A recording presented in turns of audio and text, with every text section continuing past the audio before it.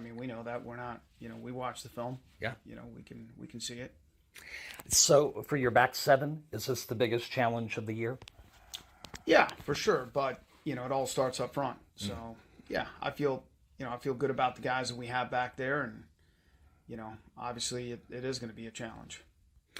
Before we let you go, the ability to have played so deep into your roster over the last 5 weeks, does that give you a sense that the Mitchell Johnsons and the Cameron Chapmans, et cetera, have had an opportunity maybe to save some of those legs that maybe in a regular season and you don't have those opportunities, they might have had some more bumps and bruises along the way? Hopefully I would think you would see that as an advantage coming in. Yeah, I mean, we play those guys as much as we need to play those guys. I think that, guys that come into this program understand that it's a team-first program. They understand that, we're going to do whatever it takes to win football games. And, if that means rotating quarterbacks, then we're going to rotate quarterbacks. If that means that you're going to carry the ball 10 times here instead of 30 times somewhere else, then, guys, they buy into that, and I think that when you're 30 years old, 40 years old, and even older, the individual stuff, it doesn't really matter, does it? I think that being a part of a great team and accomplishing great things together as a team is a way bigger deal than any individual accolade that, you could have. And, Mitchell, in my opinion, is as good as any running back in the league. I think Cameron is a really good running back, too. They're both outstanding backs. I think Jason Moore's an outstanding receiver. I think we've got a lot of really good players, but I'm not into stats. The only stat that really matters is whether you win or lose games, and at the end of the day, that's how our kids think about it. And maybe when you're a freshman, you struggle with that a little bit because the world is so it's just a very me-centered world, especially with all the social media stuff. And but I think kids that come here and experience the culture and experience what it's like to be a part of a program like this, it's not hard to win them over once they get to experience that and they see how special being a part of something like that can really be. But stats are for losers. Nobody cares about stats. You win games, and the stats that I care about are, do we have more points than the other team at the end of the game? So that's all that really matters. And how successful your players are many years down the line, far past the bonfire. Coach, great to have you with us here on the pregame show. Thanks for your time. I appreciate it. We have coin toss and kickoff coming up in 2 minutes. Powered by FloCollege, this is the Randolph-Macon Sports Network.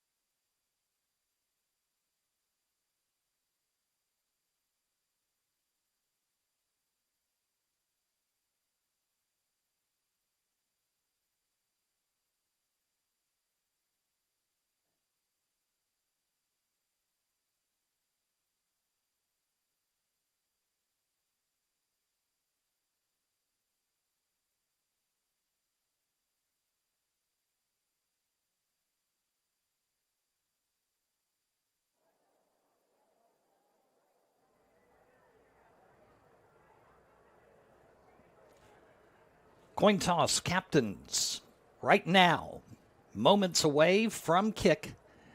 Randolph-Macon, Hampden-Sydney.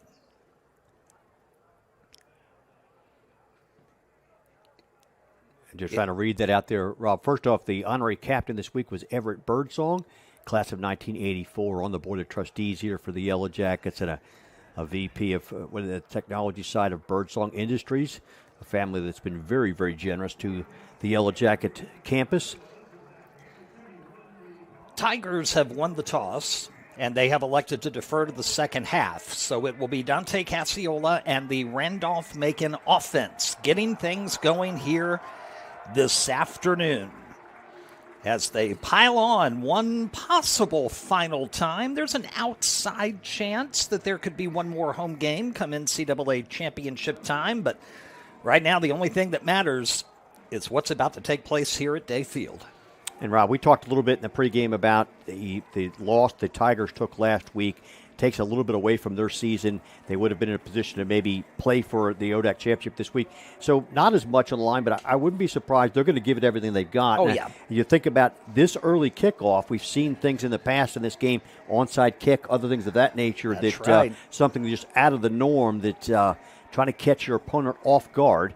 But I think that in the kind of game like this, I've seen it for – I don't think I've seen all 40 in the 40 years since I graduated. I've seen a good number of them, but you've seen a lot of different things happen, both here and away. And we are about to write the 130th chapter of this saga. And we're so glad you are with us live this afternoon on FloCollege. We're watching free on the special YouTube channel feed this afternoon. We welcome you. And, of course, for those of you listening on Mixlr, we thank you for joining us as well. Grayson Ross, Jason Moore back deep. The game, number 130, is underway in Ashland. Ross will take it at the 9. To the 15, cuts up the middle, 20, 25, 30, 35, 40, 45, midfield, gets just into Tiger territory before he gets out of bounds, and it will be first down, Randolph-Macon in Hampden-Sydney territory. And we've talked about that young man from right here in Ashland this year, Marty. He's done some great things. And, Rob, I still think he's capable of breaking one. He'll get a couple more opportunities here today, but just what a weapon. We missed him a couple weeks in the middle of the season when he was out, but you can see they set that up for a left return. And once he got that wall in front of him, gives the Yellow Jackets great opening field position to start their first drive of the day. Yeah, at first they said he was out of bounds at about the 39. They backed it up, and they should have, because his left foot did step out of bounds at the Tiger 48. And that is where the Yellow Jackets will begin. First and 10 for Dante Cassiola and company. Mitchell Johnson starts again, as usual, at tailback. They bring Moore in motion. Jason has it. Johnson to block across the 45.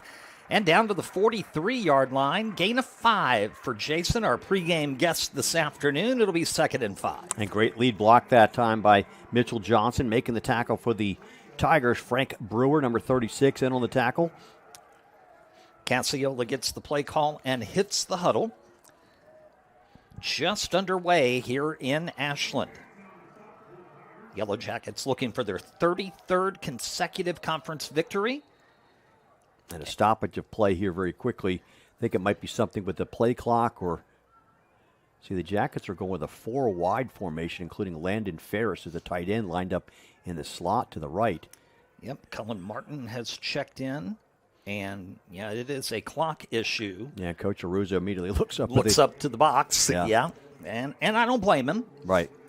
You know, these are avoidable issues that can affect your rhythm and your flow. And just for folks that are unaware, if you've never been in a press box, you do have ODAC officials that are in each press box, each game, that are running the clocks for you at that point. So we generally see the same two gentlemen sort of week in and week out. And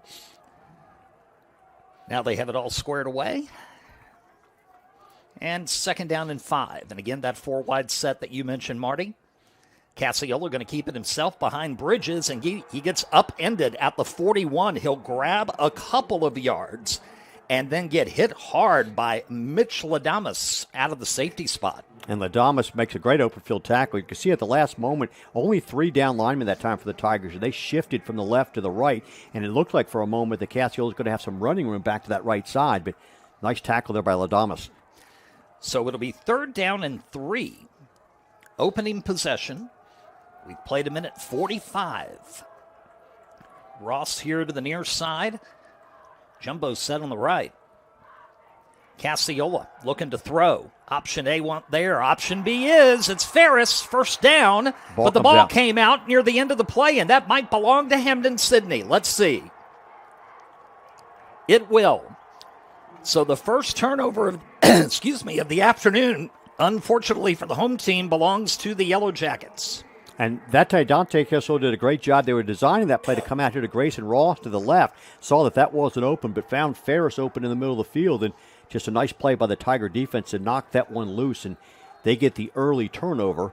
Otherwise, Yellow Jackets have a first down, and it's going to be inside the Tiger 30-yard line. Instead, it's going to be the Tigers 1st and 10 at their own 27-yard line.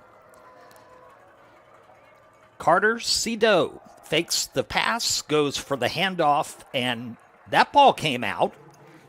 But they're going to say knee down at about the 30. And alignment is down for the Tigers. And we have a player down, so an official's timeout will come down here. That was Hicks on the carry. Terry Hicks, I believe, came in 12 yards shy of 1,000 on the season. And you can see he's hobbling a little bit. You can see he's standing on the 20-yard line across the way, trying to stretch things out. And yeah, Rob, it's interesting. A little bit more balanced offensive attack for the Tigers this year. So the last several years, you see they really throw the ball quite a bit, a lot more balance. If Hicks goes over 1,000 yards, the first time they've had a 1,000-yard rusher since 2015. And we've done enough games here that it's really the Yellow Jackets really pride themselves. And this year you've had two backs that have split a lot of carries, but through the years we've had, under Coach Aruza's tenure here, probably 8, 9, 10,000-yard rushers in the last 15 years or so. And just and we hope the young man on the ground there for the Tigers, it's one of their offensive linemen. Look like they're looking at maybe a right leg, but hopefully he is okay. So injury timeout at 12:43 to go here in period 1. Big kickoff return, but the Yellow Jackets not able to make hay out of it. They had a first down completion, but Landon Ferris fumbles after the catch. Tigers recover at their own 27. They've run one offensive play, and that's a gain of 3. And we are seeing a couple of members of the Tiger team coming out to assist their teammate, unfortunately, off the field, and hopefully it will not be a major situation. Yeah, it's tough. First play from scrimmage. And that's their left tackle, 58, Thomas Wilson. I think in terms of your offensive line, the center's the first one you don't want to lose. The left tackle's the second because he's protecting the blind side of your quarterback, Cito. Now you can see Hicks still trying to stretch things out, running a little bit. He'll head over the sideline. Joseph Gonzalez will check in. 2nd and 7. Gonzalez gets the call, coming around the right side, slowed down long enough so that Biddle could come in and finish the job. But Tim Simic, man, what a year he's had. And the push up front, Rob, was tremendous. It took them so long, the Tigers, to try to get to the corner. Gonzalez couldn't find the corner because the line had been pushed back so far, and Simic finally reaches out with one hand and slows him down. That's a loss of 2 to make it 3rd down and 9. Gonzalez to the right of Cito, looking to pass. Now he's going to tuck it and run. He's got running room. He'll go out of bounds at about the 38, and that'll be just enough for a first down for the Tigers. And that's the other thing. Boy, he can sling it all over the field, but if you give him pasture, he's going to run. And I think that's a good decision on his part as well. He gave plenty of time for the patterns to develop and then recognized he could easily pick up the first down by himself. Back to the line, first down, quick pass is tipped and incomplete. Oh, man, Max Richardson, Alex Biddle over there. Biddle got the hand up, and both of them had a shot at a pickoff. And we were talking the play before. Good decision by Cito. That one maybe not so good. He throws it into double coverage, and Biddle really had the line on that almost undercut that. Hicks still has not returned. Gonzalez still your tailback. 2nd down. They give it to him.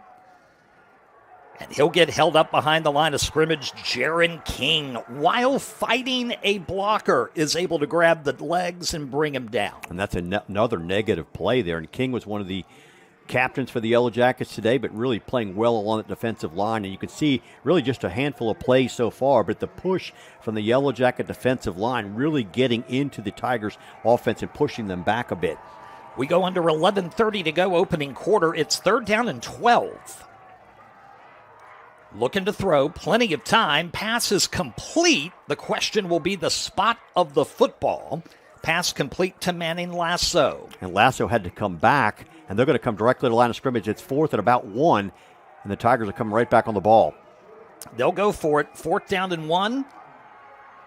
Quarterback will keep, will spin, and will just, I think, get enough for the first down. They will mark him at the 49-yard line. Cito able to move the sticks near midfield. Good strategy by the Tigers. They hustled right back to the ball and let Cito make a play. They are one of the best teams in the country in 3rd down conversion rates. This time they convert on 4th down. So 1st down at their own 49. Cito hit as he throws, but it is caught. The catch made by Jordan Jackson here at the Randolph-Macon 42-yard line, maybe the 43, so gain of 8. Good pressure by Semic that time, but Cito stands in the pocket. Cito, that is, stands in the pocket and completes that ball. And right back to the line they come on 2nd and short. Fake to Gonzalez. Cito now flushed out of the pocket. He's going to have to throw it away, and it'll be incomplete. And that's one, I think, if Brandon Watson turns around, that ball is thrown out to the outside. Watson has coverage, but if he sees that ball, maybe has a chance to make a play on it. Yes, and he kind of hit Lasso as the ball came through, and Tiger bench was looking for a flag, and nothing happened. Hicks back in the lineup as the running back for the Tigers. So far, the Jackets have shown the ability to get pressure, just rushing 4 up front. They haven't had a 3rd and short yet on this drive until now. 3rd and 2 from the 43. It's Hicks. Hit at the line of scrimmage. And back, Gabe Semity in there. Charlie Reyes coming in as well. Yes. Several Yellow Jackets snuffing that one out. No gain, 4th and 2, they'll go for it. And now it's outside of field goal range. You figure they went for 4th and 1 a moment ago. Play call, they're still waiting for that to come in from the sideline. They're changing some personnel as well. Play clock. Well, it was moving there. Now it's moving again, down to 15. Hicks to the left of Cito. 4th down and 2 at the Yellow Jacket 43. Cito, bad snap, and it's picked up by Randolph-Macon. Jeffrey Etchapong is able to dive on it just inside Tiger territory. Turnover begets turnover, and Randolph-Macon's back in business. And they were trying to run that out of a shotgun, Rob, and the snap just a little bit high and right to Cito. I'm not sure if he was quite ready for it, but then trying to come back and recover it. Archampong just quicker to the ball. Jackets get a stop of their own. They get great field position. They'll start their drive at the Tiger 45-yard line. So they started the first drive at the Tiger 48, and the fumble was at the 27. Let's see what Casiola and company can do here. 1st and 10. Mitchell Johnson gets the call, trying to run around right side, trying to leap over a defender, ends up being tripped up and brought down by the cornerback, James Townsend. No gain, 2nd and 10. Townsend coming up, making a very nice play. There was some running room around that right side, and just went low and took the legs away from Mitchell Johnson. Early on in the couple of plays we've seen, the running play situation, their back 4, they're selling out. If they think it's run, they're going full tilt, 100%. That's where you may be able to catch him with a play action and then throw over the top. Let's see what they come up with here on 2nd and 10 at the Tiger 45. Casiola, quick pass over the middle, caught. Basit Kadri has it. 1st down inside the 35 and down to the 32. That's a gain of 13. A sort of wide receiver middle screen that time, Rob. You could see you let some of the defenders come through, and it opened up the middle of the field. Good crisp throw from Dante Casiola, and Jackets pick up a 1st down. So 1st and 10 at the Tiger 32. Yellow Jackets have not had one offensive snap on their side of the field so far early on as we go under 8:15 to go here first quarter. Kadri and Martin to the far side. Jason Moore is closer to your camera. And they'll give it to him on the sweep again, and another great block by Johnson and a big first-yard carry for Jason Moore. That's a gain of at least 8 inside the 25. And I know you talked to Moore in the pregame today. Just it looks certainly early on that Coach Aruza has recognized the fact that you need to get him as many touches as you can. Second time we've seen him with the jet sweep. And when you run that coming left to right, you've got Mitchell Johnson there as a blocking back. That's a heck of a physical blocking back out in front. Allows you to pick up 8 yards. Johnson strikes me as the type of guy that loves a good block as much as he loves a good 10-yard run. Just loves contact. Exactly. He'll move right to left of Cassiola and get the call. Up the middle, takes his time, inside the 20, spins, inside the 15, inside the 10. Still is down, finally goes down. My goodness gracious, Mitchell Johnson all the way down inside the 5 to the 4. It's 1st and goal. He is just so powerful, Rob. We talked about loving contact. He's spinning and keeping the legs churning, and you just see Tigers falling off of him as he keeps plowing forward. Jackets have it 1st and goal at the Tiger 3. Under 7 minutes to go here in the first period. When you have your first 2 possessions in your opponent's territory, you got to come up with points on this one. Would not be surprised if this is Mitchell Johnson again. You've got a couple tight ends to the left side of the line. 1st and goal. Cassiola will keep it. Flag. And he will get into the end zone, but we do have a penalty marker down. So stop the clock with 6:36 to go in the first period, and let's see what the call is here. Yellow Jackets only average about 3 a game. This one's going to be offside against Hampden-Sydney. And Dante Cassiola gets the touchdown. Randolph-Macon Yellow Jackets to strike first at 6-0. So you get the ball twice on your opponent's side of the field. You finally cash one in here. Good balanced play call. You get a big pass to Kadri, and then you run the ball with your quarterback to put it in the end zone. And what a run by Johnson to set up that scoring play. Point after try now coming. And we're going to have another penalty flag and another encroachment call against Hampden-Sydney. And this is one thing that hurt them last weekend against Bridgewater. You mentioned the Yellow Jackets in the top 5 as far as fewest penalties. Hampden-Sydney is like 212 in the country as far as total penalties per game, averaging almost 8 a game. Last week they had 10 penalties for 90 yards against Bridgewater.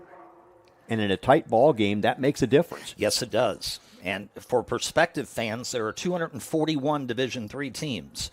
So 207th is not good. Luther on again. Let's see if they can get the point after try up.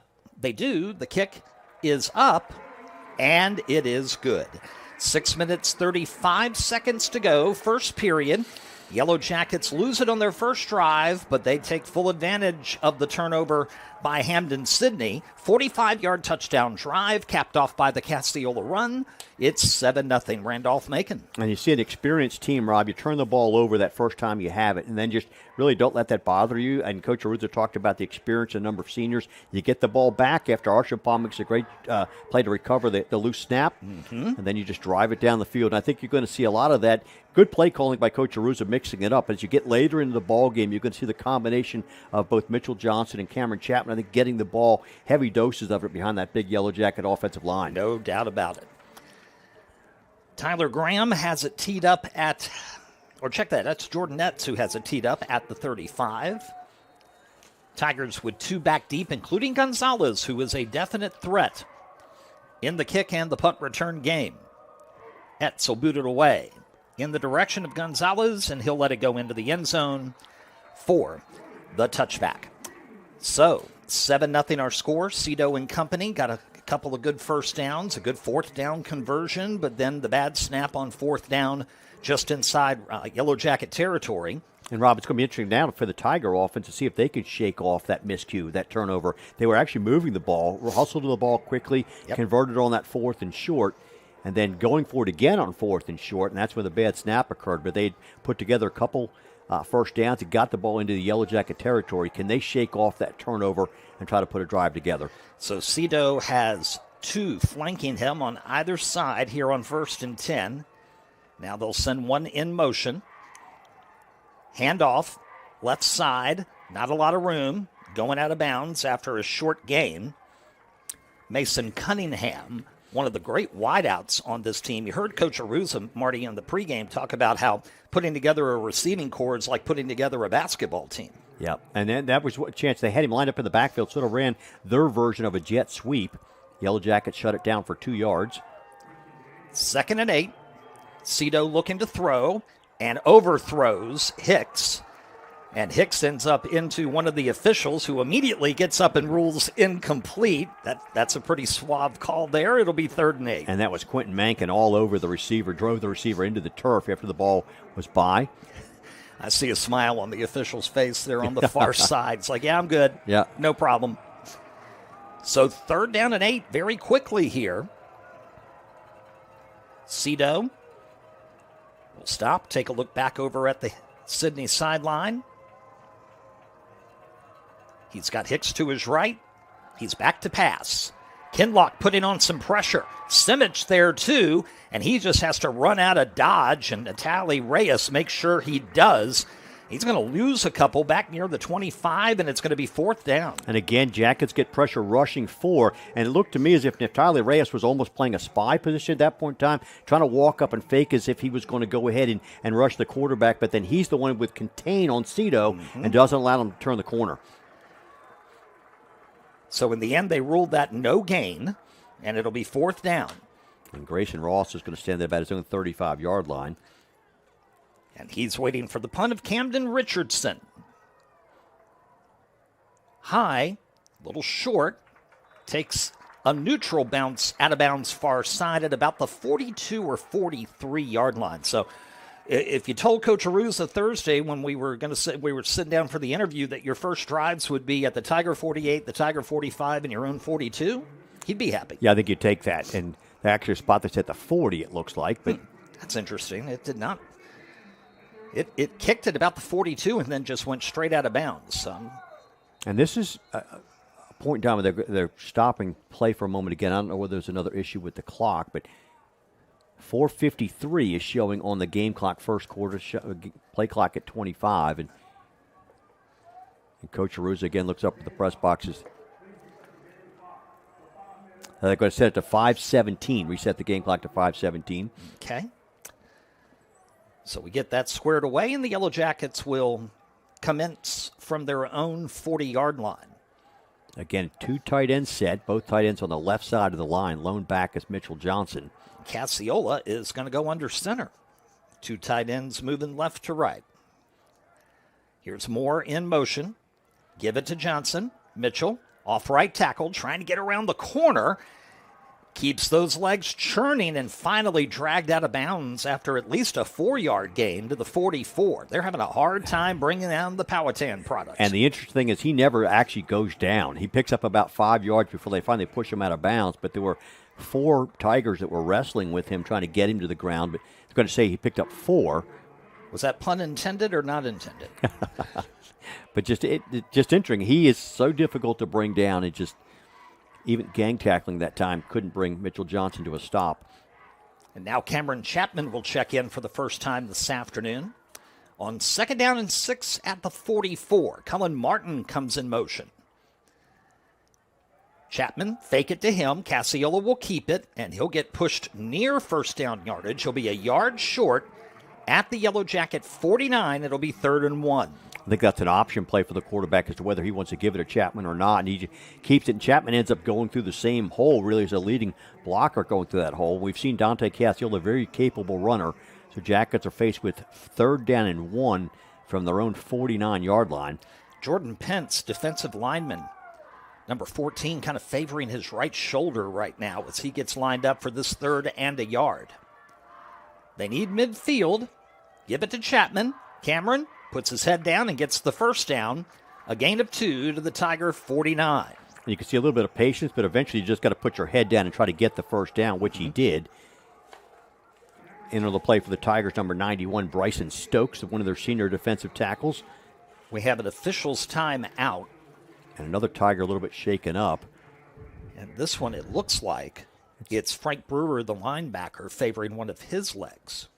And he will get some assistance from the athletic training staff at 3:35 to go here in the first in a 7-0 game. Well, Marty, There's only 2 ODAC games this afternoon on the final week of the season. Last week, the Yellow Jackets missed all the action. You had Bridgewater's stunning upset in Farmville, and then whatever happened in Greensboro last Saturday night. And I would say just the reports I saw out of Greensboro, I think that Brad Bankston, the ODAC, and the 2 schools probably handled it about as well as you can. It's unfortunate that an event like that happens. The real unfortunate thing, I think, within the conference is the fact that Bridgewater didn't have the ability to have their senior day today. Right. And out of all the fallout, that's really the thing that probably bothered me the most. Yeah, that's a shame for a team coming off such an emotional win. Cassiola will keep it himself, find running room to the 35, and gets the first down. Finally brought down from behind by Ladamas. It'll be 1st and 10. Yellow Jackets driving again. Again, that's a play call for your quarterback, and you've got 2 tight ends in there leading the way. And really, that's a touchdown-saving tackle by Ladamas because Cassiola, your quarterback, is in the open. Mass substitutions here for defensive purposes for Hampden-Sydney. Yellow Jackets break the huddle, 15 on the play clock. Coming up on 2:30 to go in the first, up 7-0 and driving again. First down from the 32. Chapman off left side, gets hit hard, and then finally brought down after a 2-yard gain. The final hit coming in from 97, Eddie Allen, but it's Ladamas again doing a great job. And Ladamas, unfortunately, was the one at the bottom of that who got sort of bent over. He was the one who made the first contact, but I think they're going to try to get him out of the game. His teammate 21's telling him, you got to get out to. That's Marcavius Grace Franklin just making sure that Ladamas is okay. But he took maybe the brunt of that. Under 2 to go here in the first. Andrew Ryman has checked in. Cassiola brings more in motion. Fakes it to Jason. And Dante up the middle gets caught from behind. Falls forward after the tackle of Max Bidu. Down to the 27, so it's going to be 3rd and 5. That's a good play by Bidu. He has to fight off a block and come back to the inside and make a tackle. Ferris Chapman will check back in. Ross will come out. So 3rd down, they need the 27 to keep this drive going. As they break the huddle. Big Chuck Beaver at center again. Evans Jones to the left of him. Miles Bridges at left tackle. More in motion. Cassiola, quick turnaround, looking downfield and overthrows not one, but 2 different receivers. And it'll be 4th down. He had to rush the throw thanks to the rush coming in on him. That was number 20, Bidu, who had good pressure on the quarterback. So Cassiola gets hit as he releases that. Without that pressure from Bidu, you've got 2 different receivers running behind the Tiger defense. So give number 20 for the Tigers credit to force that. And the Jackets are going to go for it here on 4th. Yeah, this would be about a 44-yard field goal. So Randolph-Macon going to roll the dice here. Final minute, first quarter. 4th down and 5. They send 3 left to right. Cassiola rolling, looking, throwing, end zone. There's Moore, but he overthrew him, incomplete. Moore was open. If he did not put quite as much mustard on that football, Marty, I think he would have been able to grab it with a foot in bounds, and it would have been a touchdown. And I think maybe in case of getting a little too greedy, you also had Cullen Martin open in the flat. He was the shorter route, probably about the 10 or 12-yard line. I think you could have thrown it to him and picked up the first down, but you go for it all. And you had him open. Moore's open, but that ball just sails across the end line. So that counts as a stop for the Tiger defense. So the Tiger 27 has not been kind to Randolph-Macon. It's where Ferris fumbled away the first possession, and it's where their 3rd drive stalls. In between, a Cassiola touchdown run, and it's 7-0. This may be the final play of the first quarter. 1st and 10. Quick pass, screen here, complete to the 30, out of bounds near the 35-yard line. Catch made by Cunningham. And we may get another play here before this period comes to a close. I can see the Tigers that time really understanding they maybe have a tough time protecting their quarterback, run a play to try to get the ball out quickly. A good pickup of about 7 yards, almost 8 on that play. At the 34, 2nd down. Cito hands it off. Hicks up the middle, spins, gets near first down yardage. He'll be brought down by Elizik at the 36, so it'll be 3rd down and a yard as we go under 30 seconds. Arshampong also in on the tackle for the Yellow Jackets. Now they don't have to snap the ball here before the end of the quarter. Let's see if they do. Cito trying to get the free first down. Yellow Jackets do not bite on the hard count. Now they bite, and we'll get a penalty. And to end the quarter, well, it shouldn't end the quarter. We heard the horn sound just after the flag came out. And the right side of the defensive line for the Yellow Jackets jumped.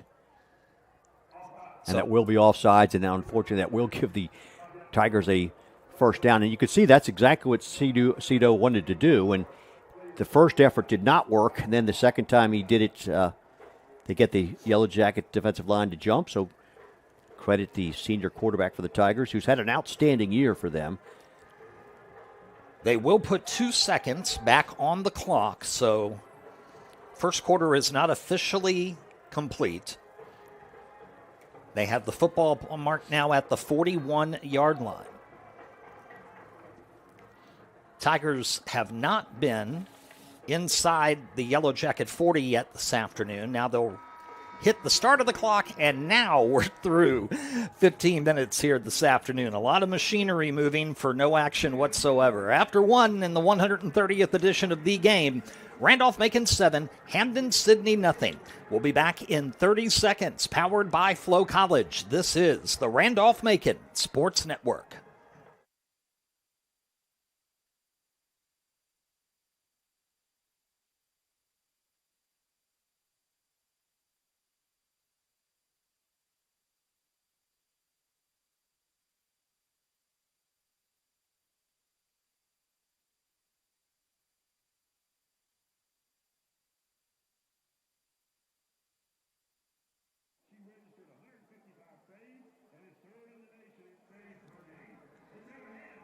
We begin period number 2 here at Day Field on the campus of Randolph-Macon College in Ashland, Virginia, which is approximately quadrupled in population size. Yeah, the fact that homecoming and Hampden-Sydney are the same weekend. I talked to Rick Golembeski today, a member of the college advancement team. Busy day for he and his team, but a lot of fun, but a lot of work. It's the 41-yard line. First down for the Tigers, down 7-0 as we begin the second period. Cito will hand it off. Hicks up the middle. Achapon holds on.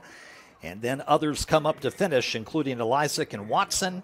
It'll be a gain of 2 to the 43. And, Rob, just taking a quick look at the first quarter stats. Yellow Jackets ran 16 plays for 99 yards. Tigers 17 plays for 41 yards. Both teams turned it over one time. And now it's second down and 8. Cito and company at the 43. Looking to pass this time over the middle. Man open, and he drops it. It's Mason Cunningham, usually very reliable. Would have been a first down in the Yellow Jacket territory. And another Tiger offensive lineman slow to get up. It looks like it's number 59. It's William Stimmel. Stimmel, yeah. And he will go down, and there will be an injury timeout called here. Early second quarter with the Tigers facing a 3rd and 8, but they have shown they can convert all season long. They came in, 51%? 51%, yeah. They really did a nice job on third down conversions. And, one of the better offenses in the country as well. I think they came in 7th overall, averaging over 500 yards per game. And a lot of it is the fact on third down they're able to convert and keep their offense on the field. And Stimmel has his helmet off and getting some attention from the training staff. So Shenandoah W&L is the only other game on the ODAC schedule this afternoon. And yeah, it's such a pity about Bridge. Can you imagine the emotions of that team in 24 hours going from the walk-off field goal win that nobody saw coming in Farmville to realizing that your season was over? Yeah, and I think the conference did the right thing as far as offering an opportunity for Roanoke and Bridgewater to play again. They had already played once during the course of the season. Roanoke won that ball game, and I don't know all of the logistics in regards to how that decision was made, but it was determined that they would not play, so both of them miss out, and I think Roanoke would have been on the road had they played for Week 10, but Bridgewater not getting to have their senior day is a difficulty, and I think it's a difficult decision to make for the conference. I think they probably make the right decision, but not everybody really gets to share in the joy of a final senior day. Yeah, exactly. So they assist Stimmel off the field He is under his own power now on the sideline. And we get back to action, 3rd down and 8 at the 43. Trips here to the near side. Cito, low snap, handles it fine, looks, pocket collapsing, penalty marker down, and so is Cito. He'll go down officially for a loss of 1, so it'll go down as a sack if the play stands. Let's see what the penalty call is. My guess is going to be that would be holding against the Tigers just from where the flag was thrown, but... And it is holding against Hampden-Sydney. So the question, do you want 4th and 9 or do you want 3rd and 19? And we'll see. That's why I don't get paid for those decisions, Rob. They're going to decline that, so it will be 4th and 9. And Rob, it's been interesting to see how the front four for the Yellow Jackets have developed. We talked about the first 2 games of the season. They did not record a sack. No. Really struggled getting pressure on the quarterback with that front four. Changed things around a little bit. And the last 2 or 3 weeks, they've really done a nice job just rushing for getting pressure on the quarterback. And that pressure is a big plus to help the back 7 as Grayson Ross is back at his own 20-yard line, awaiting the Richardson punt. It's away. Taken at the 26. He'll be wrapped up there, fall forward for a couple, and the Yellow Jackets will take over near the 28-yard line. Just underway here in period 2. 7-0, and we have a very, very special guest coming up at the half. Yeah, Dr. Michael Hill, his first time interviewing with us. It's been a tradition for Randolph-Macon Hampden-Sydney to have the president of the college on at halftime for the Hampden-Sydney Randolph-Macon football game, as well as the Randolph-Macon Hampden-Sydney home basketball game. So I saw Dr. Hill on campus earlier today. I believe if he hasn't changed, he's sporting lemon and black suspenders today, or actually overall. So it'll be interesting to get his comments at the half. 1st and 10, 28-yard line. Looked like there might have been some movement up front. Mitchell Johnson up the middle tries to hurdle over a Tiger. Ends up with a 9-yard gain to the 37-yard line. Mitchell just looks like he's on a mission today. And that was Marcavius Grace Franklin sort of caught him in midair and brought him down, but not until Johnson picked up 9 yards. Chapman will check in for him. And the Tigers continue to rotate guys up front. You can see 97 coming in at that point. That's Eddie Allen. Also 91, Bryson Stokes. Getting a little bit more beef there up front on this 2nd down and a yard. Give it to Chapman. He'll sneak past the 40 and fall forward to the 42-yard line. That's a gain of 5 and a 1st down. Luke Epps leading the way up front. Luke's had he was nowhere to be found on the depth chart opening night 2.5 months ago. Worked his way into the starting lineup early October and has become a mainstay. And that's where, again, we talked about the combinations on the offensive line, trying to find the right combinations. That has come together as the season has progressed as well. Chop Deaver moving over to center has been huge, and just everything else sort of filled in around him. So 1st down from the 42. Offset I formation this time. Chapman gets it up the middle. Plenty of room. Into Tiger territory. Inside the 30. And finally down at the 24-yard line. Oh, what a run from Cameron Chapman deep into Tiger territory. And James Townsend finally has to hold on and pull him down. And Cameron Chapman coming off of a 100-yard game 2 weeks ago against Shenandoah. And this is the benefit. You got 2 fresh backs. These 2 guys, between Mitchell Johnson and Cameron Chapman, haven't carried the ball that much over the course of the season because you really have some lopsided scores. But they are both fresh, both playing behind a very physical offensive line. A 32-yard gallop right up the gut. 1st down at the Tiger 24. Johnson back in. He gets the carry. He rumbles up the middle. 1st down and more. He finally is dragged down at the Tiger 7. That's a gain of 17 and a 1st and goal. And the Randolph-Macon offensive line, as you just said, Marty, they are asserting themselves now. And for the folks at home, if you don't recognize that, was the same play they ran a moment ago. Just different back. Beyond that same offensive line, and just the push up front, and then the physical nature of both Chapman and Mitchell Johnson. And let's see who they choose here. Johnson is in to the right of Cassiola. 1st and goal at the 7. Sydney trying to call timeout, and they get it. They want to talk something over defensively. Timeout for the Tigers. They're first with 11:20 to go in the half. It'll be 1st down and goal at the 7-yard line for Randolph-Macon. Let's take a moment and say thank you to some wonderful people who make not only our football broadcasts, but all of Randolph-Macon College athletics here on the network roll all year long. Yeah, thank you to our corporate sponsors, Schultz Lawnscapes, RMC Campus Store, Fulton Mortgage, Andrew Price, Class of 04, Hometown Realty, Steve Pace, Lux Chevrolet, BRD Custom Building, Arc 3 Gases, Progressive Dental of Mechanicsville, and Dr. Tyler Ball, Class of 08, Resident VOIP, Lafayette Federal Credit Union, New York Life, and Jesse Hellier, Class of 85, Jake's Place Restaurant and Market, JDJ Construction, Resident VOIP, RMC Events, Holiday Barn Pet Resorts, Sports Page Grill in Ashland, Mechanicsville, Cafe 54 of Ashland, Tracy Whitley, Class of 1986 with Long and Forster Real Estate, and a special thanks to VCU Health Sports Medicine, the official medical sponsor of Randolph-Macon Athletics. We come out of the defensive timeout, first and goal at the 7-yard line. Johnson is your tailback, but Casiola will keep it himself. Up the middle and in. Touchdown, Randolph-Macon Yellow Jackets. It's 13-0. Casiola will get the spotlight in the box score, but he's got a big thank you, of course, to the 5 up front and to the two-headed monster that is Johnson and Chapman. Casiola, that's his second rushing touchdown of the day so far, but you can see clearly the hole right over Chop Deaver through the middle of that line. The last 3 plays went right through the middle of the Tiger defense. So 13-0.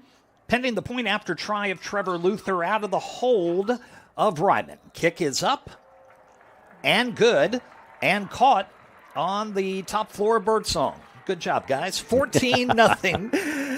Yellow Jackets with the lead here early in period number 2. And Rob, we've got 11 minutes and 19 seconds on the game clock. The Yellow Jackets have rushed the ball 17 times for 144 yards, and we're barely into the second quarter, and just most of it on that last drive. And I think you find what works, and you put the emphasis on your opponent to try to find a way to stop that run. Right. And until the Tiger defense finds a way to stop that run really right up the middle, you're going to continue to see that all day long. Yes, you are. There's no reason to do really anything different. Why deviate from it as well as it's working A and B until your opponent can find a way to slow it down or stop it. And it's going to force the Tigers to eventually bring 7 or 8 more guys, everybody down into the box to try to stop the run, and maybe that opens up the passing game over the top.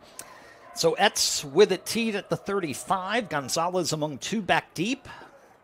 This time he's going to take it right at the goal line to the 10 and hit hard at the 12-yard line. Completely rocked. Goodness, my Matthew McNichol, what a hit. What a hit. He's been doing that all year long on special teams. Just in the open field, just leaves his feet and takes a guy down.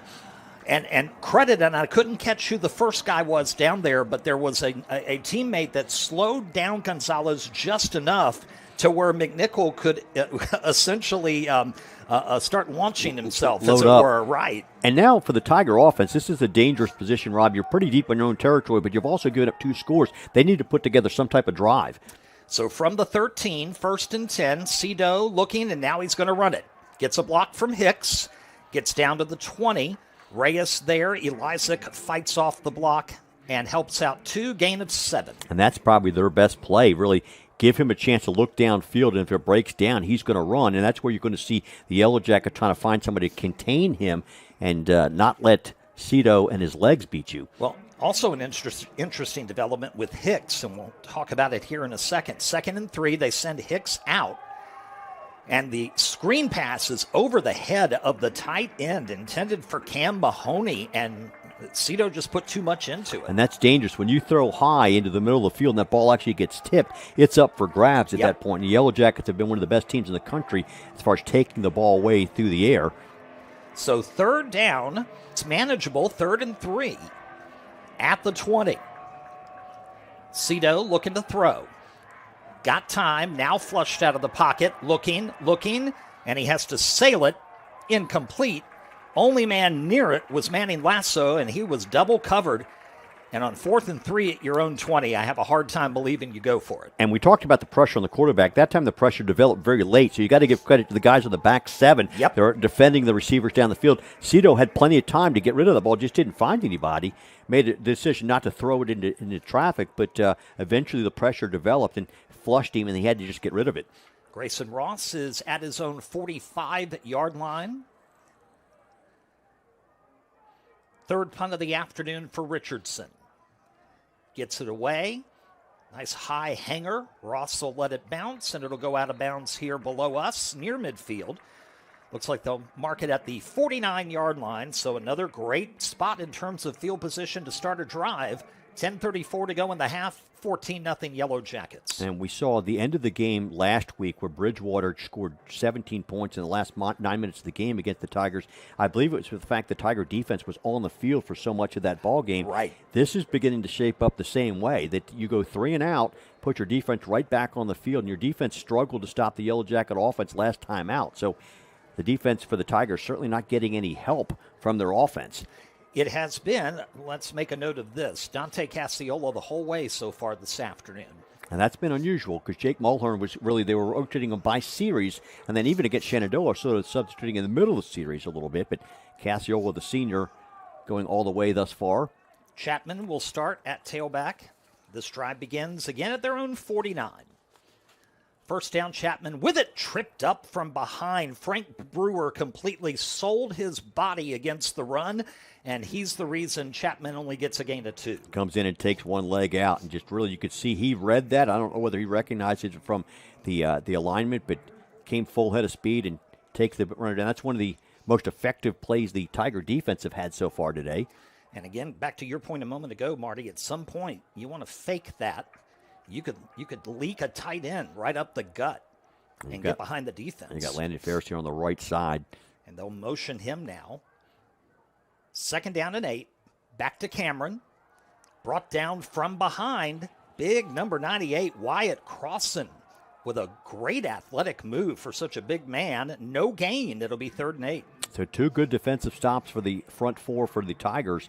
After getting pushed around a little bit on the last drive, they come back-to-back stops, and Jackets now faced with 3rd and long. Ball just across midfield. Under 9:30 remaining here in half number 1 of the 130th edition of The Game, with the voice of the Yellow Jackets, Marty Wilson. Rob Witham, so happy to be with you this afternoon. Hard to believe the 2025 regular season concludes here today at Day Field. Double tight ends in motion. Timeout called by Coach Aruza. Something wasn't right, and the play clock was approaching 0. Yeah, that time it took a little bit longer to get the play call in. And I think at that point in time, you've got a couple shifts involved with your formation, and Coach Aruza still has all 3 of his timeouts. Right. With just a little over 9 minutes to play, so why not use one there? Definitely. Third down, if it's 3rd and 1, 3rd and 2, that's one thing, but 3rd and 8, and in a situation where you have flipped the field and you have the advantage, you don't want to lose it, making a big mistake and giving the Tigers half a field to work with.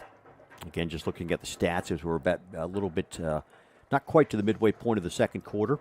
Yellow Jackets 23 plays for 173 yards, 146 of those yards on the ground. Tigers thus far 22 plays for 49 yards.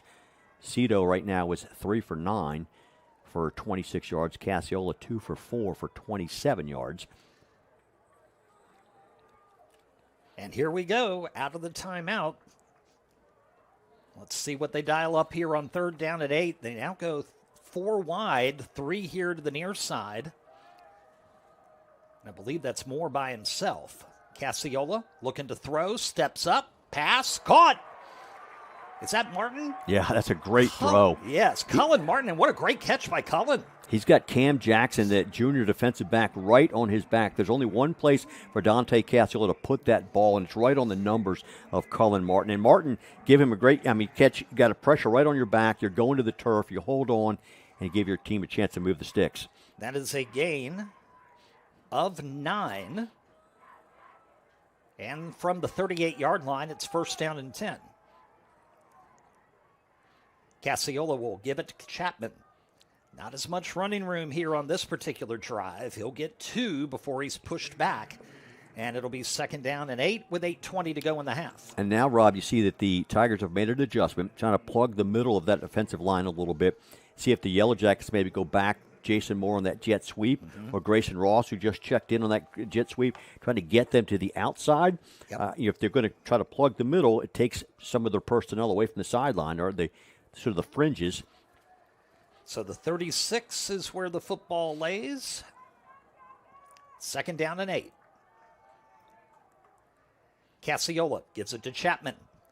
Moore was the decoy, and the Tigers were not fooled. A fantastic tackle by 31, Keenan Barlow, and it's going to be 3rd down and long.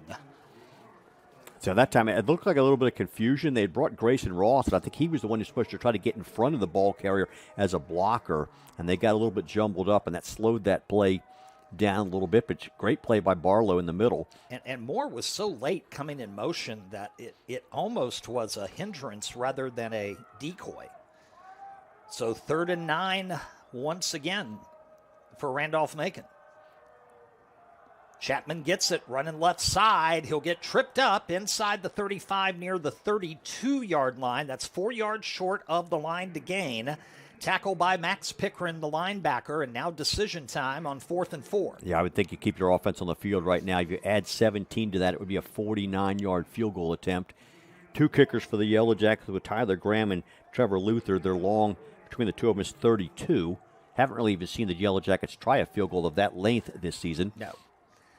And we will not see it here. They need the 28. 4th down, we'll call it about 3.5. Cassiola. He'll keep it. 28 gets hit. It'll all depend on the spot. I think he gets it first from where both officials are coming in, each side, I think he should probably have it too. They finally really signaled close. it's a first down. Yeah, Yep. The referee just gave the signal. Obviously, both sides, players from both sides lobbying one way or the other, both pointing. Not that really does a whole lot of good, but Yeah, and I noticed right before the play, looking at where the sticks were, it looked like they could get just shy of the 28 and get a first down, and that's exactly what's happened. So back to work after the 4th down conversion. At the 28, Chapman goes left, cuts up the middle, inside the 20, close to another first down. He'll get it at the 18-yard line. I'm not sure where that was designed, Rob, but he had the chance. He takes it to the outside at that point, and they brought a few more guys down into the box, leaves a little more running room out wide, and Yellow Jackets take advantage of it as Mitchell Johnson comes back in to replace Cameron Chapman. And that's kind of there's the thunder lightning part of all of this. Johnson, you see Chapman more often than not. If he can see something that goes wide, he's got some speed where he can plant that foot and get going. And picks up 10 on that one into the red zone. Make it 11. They're at the 17, first down.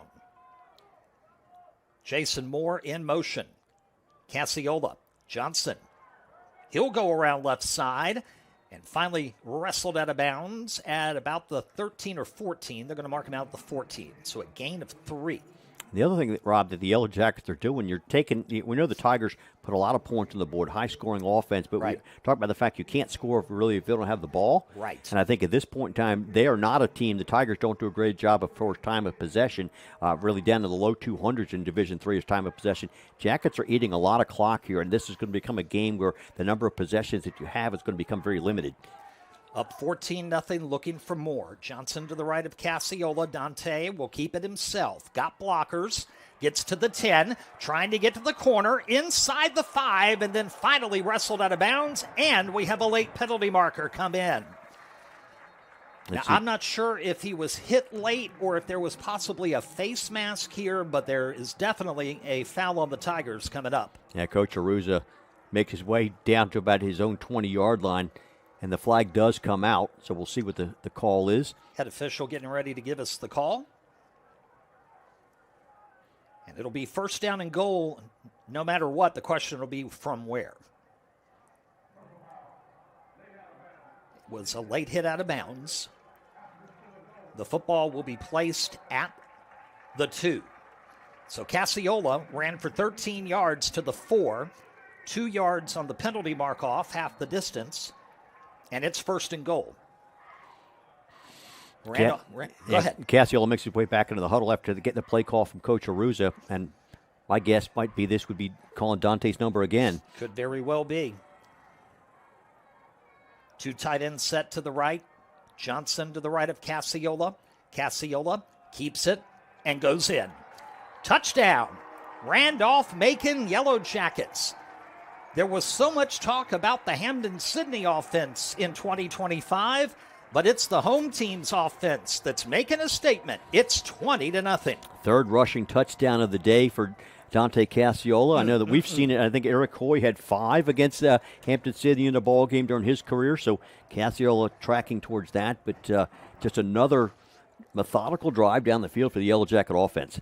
72 yards on the one before this one. This one a little bit shorter, but they don't care about the length of the drive. They care that the extra point is good, the touchdown stands, and it's 21-0 Randolph-Macon with 3:56 left here in the first half of the 130th edition of the game. And Marty, with every possession that goes by for Hampden-Sydney, for a team that you've lost 11 in a row to your arch rival, doubt starts to come in. Yeah, and Rob, they still have an offense that could put points on the board very quickly, but the challenge is the fact that they haven't been able to mount much of a drive. Right. And if you can't at least show the ability, they've struggled to protect Carter Cito, and then if you can't put some drive together, you can't afford to continue to go 3 and out because your defense is just spending way too much time on the field right now. Yeah, they're getting worn down. No doubt about that. Right now, the time of possession, Randolph-Macon 18:08, the Tigers 7:57. And Randolph-Macon has run 32 plays for 220 yards. Tigers 22 plays for 49 yards. Etz kicks it away deep. Gonzalez at the goal line. To the 10, right side, held up to the 15 and brought down there. And again, Tigers will start deep in their own territory, but now down by 3 scores. And we talked about this the last time the Tigers had the ball. It's just the pressure just mounts on their offense, and they've got to give their defense some type of relief. Because if you go 3 and out, the Jackets are going to get the ball back maybe with about 2 minutes left. You'll have 2 timeouts and the 2-minute break there, that chance to get the ball back and maybe put additional points on the board. Cito, 1st and 10, 16-yard line is the line of scrimmage. He'll keep it. Going around right side, got a tight end to help block. He goes out of bounds at the 25. That should be a gain of 9. And it'll be, nope, they're going to say 10 to the 26 to make it a first down. And that's been their most effective play, the quarterback run. Quickly back to the line they come. Umpire clears the way. First down, handoff to Hicks. Right side, he gets wrestled down. He barely made it back to the line of scrimmage, and then the football came out, but they're going to say he was down after about a half-yard gain. Second down, you had Simide in there as part of the scrum and a couple of others, too. Yeah, going into that carry, Hicks had 4 carries for 7 yards. I mentioned he came in with 988 yards on the season. And he gained a yard on that play. So second down and 9, under 3 minutes to go in the half. Tight end moves left to right. Cito will keep it again, go right side, getting some blockers, and then knocked out of bounds by Christian Daniel.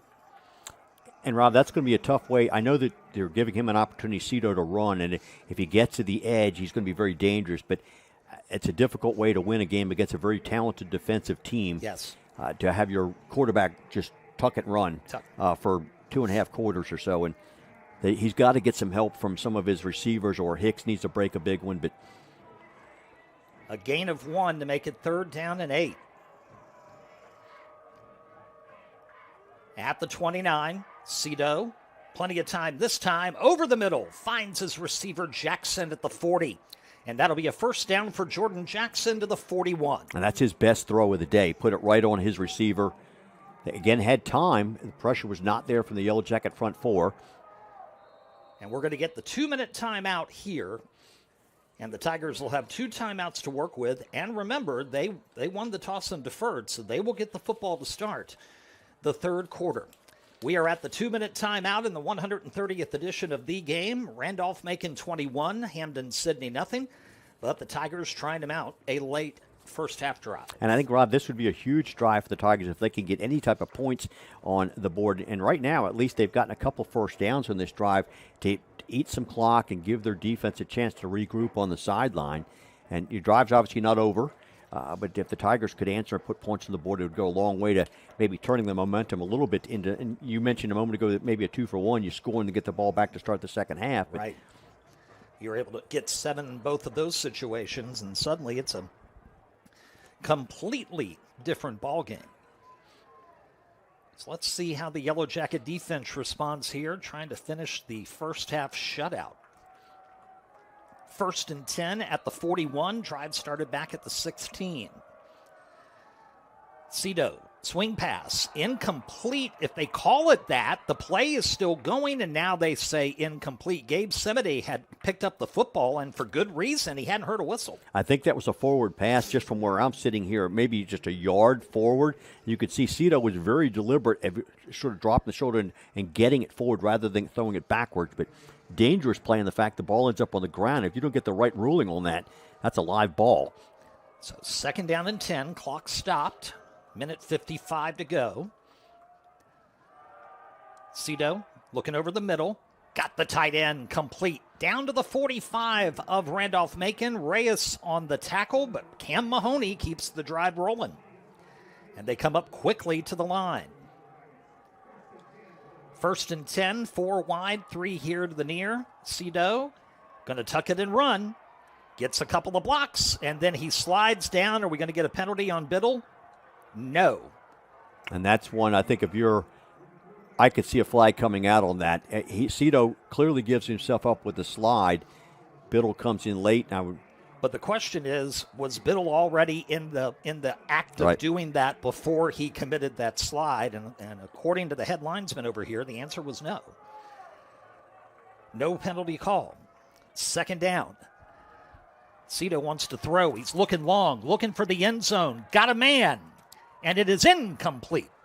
It was intended for Mason Cunningham, Quentin Mankin in man-to-man coverage. And Quentin done a nice job of getting inside position and actually turned and maybe had a play on the ball. They're throwing that to the back left pylon in the end zone. And the Tigers have changed their protection a little bit. You can see they kept Hicks in that time to help protect. Jackets haven't gotten to Cito as much as they had the first couple drives, but now a big 3rd down for the Tigers. I would imagine if they don't get it here, they probably go for it on 4th as well. But they've given Cito more time to throw the ball.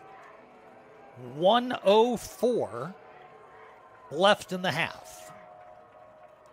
3rd and 3. Quick pass, complete to Cunningham, and he'll get out of bounds with the 1st down inside the 35. Looks like maybe the 33-yard line, maybe the 32. As we go under 1 minute remaining here in half number 1. And this is where the Tigers have 2 timeouts, 2 abilities to stop the clock. But play calls coming from the sideline. They really have not been huddling. So they say officially down at the 34, but it's still enough for the 1st down. Tigers trying to get on the board before the break. Cunningham in motion. Cito fakes the handoff. He's got to get out of dodge. Throws it middle of the field, and it is almost intercepted. It looked like he had the tight end, and Max Richardson makes an incredible play. The recovery speed of Max Richardson, when Cito let that ball go, he has his tight end open right between the hash marks, right at the goal line. And then all of a sudden you see Max Richardson with that recovery speed. Not only does he get there, he almost intercepts that ball. Almost. Incredible speed to come in at the last second. 2nd and 10 at the Yellow Jacket 34. 52.6 seconds remaining. Play clock at 1. Cito gets it off. Screen developing. Tight end Mahoney complete inside the 30 to the 29. They're going to have to call a timeout here. Yeah. Timeout called by the Tigers with 43.1 left in the half. So that's their 2nd timeout. They have 1 timeout remaining. So it could be 3rd and about 6, Rob. And I would think down by 3 touchdowns. I'm sure that if you're a Tiger fan, you'd like to see them convert on 3rd and continue with the drive. But they get stopped on 3rd. Big decision. Do you try to kick a field goal? looking at the fact that their field goal, Cam Richardson is 2 for 2 with a long of 30, might be on the outside edge of his range, I would say. Yeah, and he's had so few chances this year simply because Hampden-Sydney has done such a good job scoring touchdowns. They haven't needed it. But you try to take the, I don't know whether he's got that kind of range or not. But you're thinking you try to get points on the board just to break through, or if you don't get it here, do you go for it on 4th down? So the Tigers have one timeout remaining, 43.1 seconds remaining in the half. Parker Funk is checked into the middle of that defensive line for the Yellow Jackets. That's a gentleman who's come into the rotation over the last 3 games. Gabe Semedy out there as well. Jackets showing a 4-man front. Heavy to the left. If you're the quarterback, Cito takes the snap, low off the ground, picks it up, throws it, and overthrows Cunningham. Had problem with the snap, and then he had to just get the ball out of dodge. Well, they brought Daniel Isaac as the extra man on the blitz, and he and Semich both get to the quarterback, and it looks like off that incomplete pass, it will be 4th and about 5, and the Tigers are going to keep their offense on the field. That time, the pressure, it's a tough pass along the sideline, but just the amount of pressure that Cito is under, he has to throw it sooner than he would like, and just couldn't connect with Cunningham. 39.4 seconds left in the first half. And it's 4th down and 5. They send Cunningham out. Cito looking over the middle, and the pass is incomplete. Intended for Cunningham, but Marty, correct me if I'm wrong, did that ball get a little bit tipped at the line? May have, and then Semich was right on top of Cito as well. Cunningham, that's the second time, though, that's a catchable ball for him. It is. They've had him twice in the middle of the field and possibly making a catch, and it's difficult. You're in traffic in there, and just maybe you hear a footstep or two, but Jacket defense gets a stop, and it looks like they're just going to go into victory formation here, if you will, to take a knee. We'll call it halftime Right, formation. Right, yeah. Too early to be claiming victory. I understand that, folks. But great work by the Randolph-Macon defense. And Marty, I'm going to be honest with you. I've thought as this season has developed, especially in the last 4, 5, 6 weeks, that the Randolph-Macon defense, they'll never tell you this, but they have had this moment, this date, this game circled on their calendar because they wanted to show just how good they are. And after 30 minutes, you can't do better than 21-0 Randolph-Macon at halftime of the 130th edition of the game. And also just looking at overall stats, we'll probably get to that maybe a little bit later after we go through some commercial breaks and have Dr. Hill join us. But a team for the Tigers averaging 504 yards per game coming in. Yellow Jackets hold them to 104 in the first half. So very impressive outing for your defense. Both teams turn it over once. Turnover is really not as much of a factor. Biggest thing is the fact that Yellow Jackets continued to get outstanding field position and then just methodically drove the ball down the field and put 3 scores on the board. So we are at the half. The game, edition 130, and so far so good for the home team. Our score, Randolph-Macon 21, Hampden-Sydney 0. And if you're late joining us this afternoon, quick reminder of what's at stake here today. The Yellow Jackets are looking for their 12th straight win in the series. And if they win, the overall series would then be 60 wins for the Tigers, 59 for the Yellow Jackets with 11 ties. That 12-in-a-row streak gets them almost even if they're able to win here this afternoon. 33rd consecutive ODAC victory at stake here today as well. But the big picture for the home team for Randolph-Macon is positioning in the NCAA Division III Football Championship. The field will be announced tomorrow at 5 p.m. on NCAA.com, and it will then be known whether Randolph-Macon will play in the opening round next week if they get a bye to the round of 32 like they did last year. And if they're in the top 16 of the MPI, Marty, maybe they're home Thanksgiving weekend. If they're 17 or below, we're likely on the road.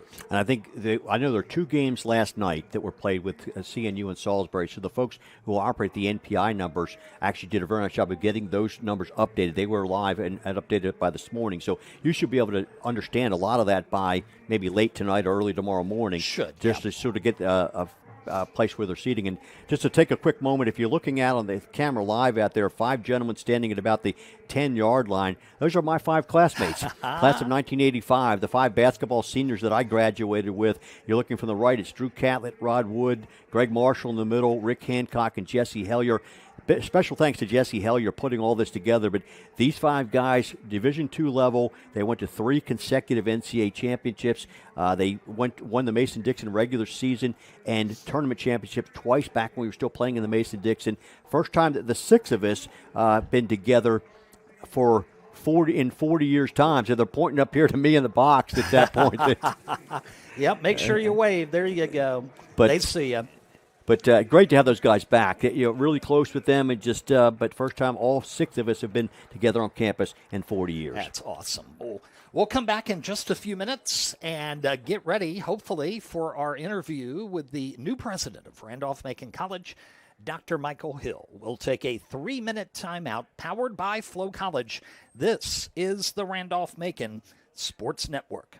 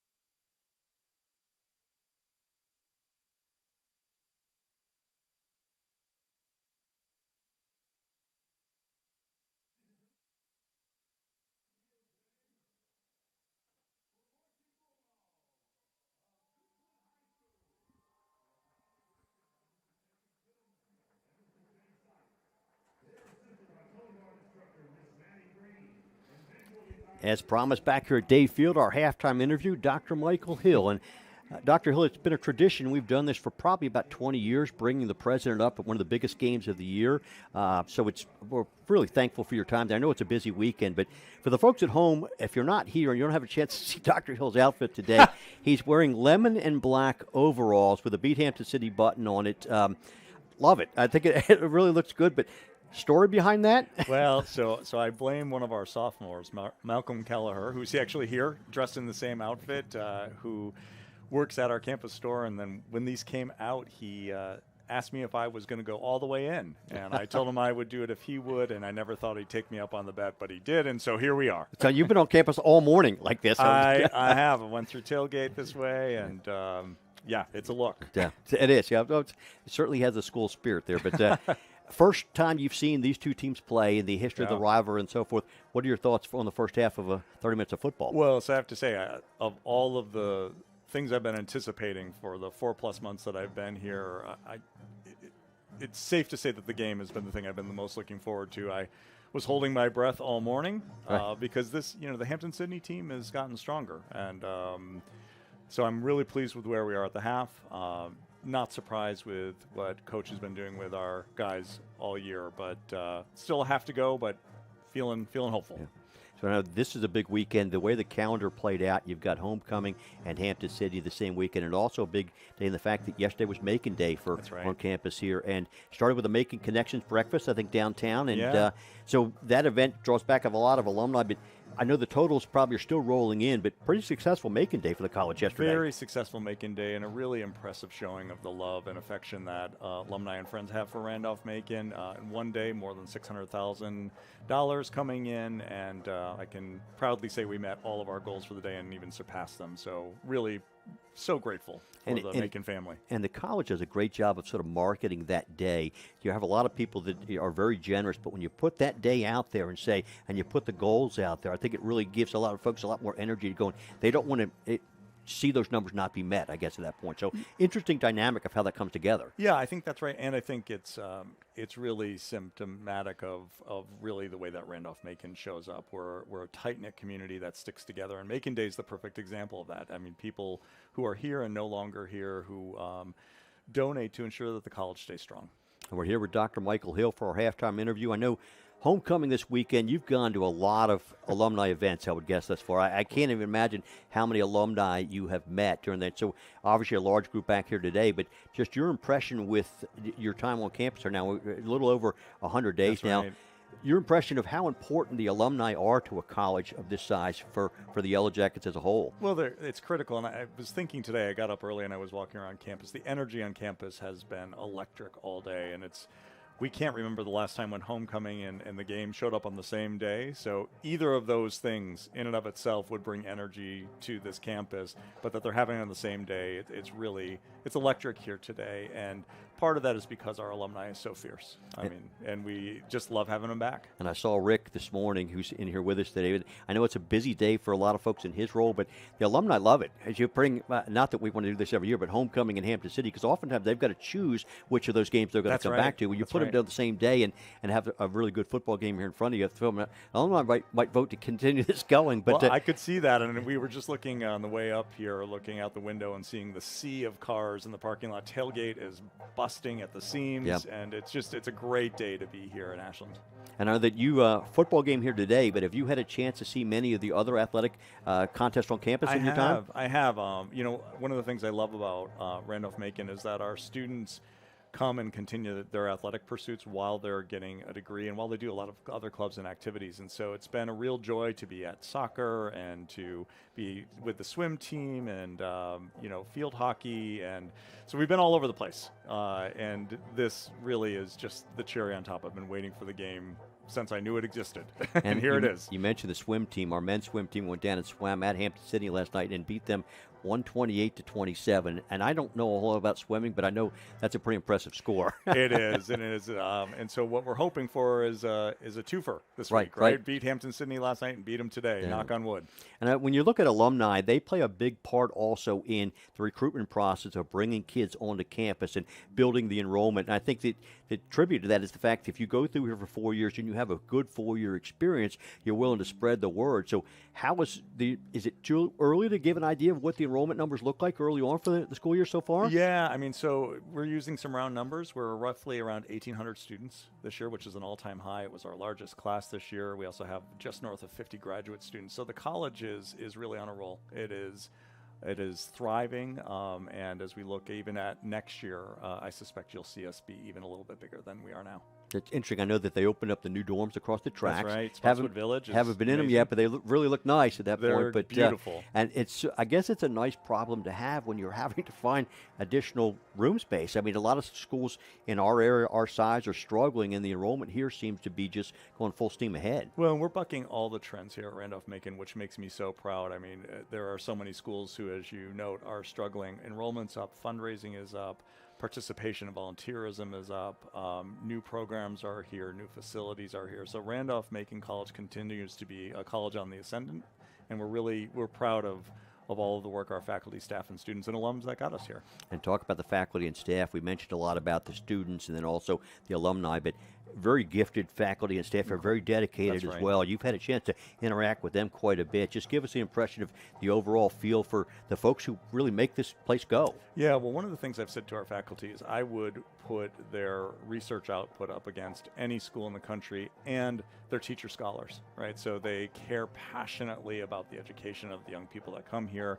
And I recently was doing a preview day for admissions, and I said, you know, if you come here, just expect that the faculty members that you see will be on the sidelines when you're playing at a game. They'll be in the theater when you're a musician, because it's a faculty that not only believes in educating young people, but they believe in walking and journeying with them throughout their time here. I rode up in the elevator earlier today with one of our econ professors. I had not met him yet, but I got a business economics degree here way back. But he was here trying to find space to sit up and watch the game. Yeah. So you're right. I see Barry Fitzner, who's a retired professor, is in the stands at almost every basketball game. So, yeah, they come out and support. So I did watch your video earlier this week about your time on campus, and it's interesting. You seem to start your day when you're on campus and not off doing other things, but just walking campus. Yeah. Tell me a little bit about that.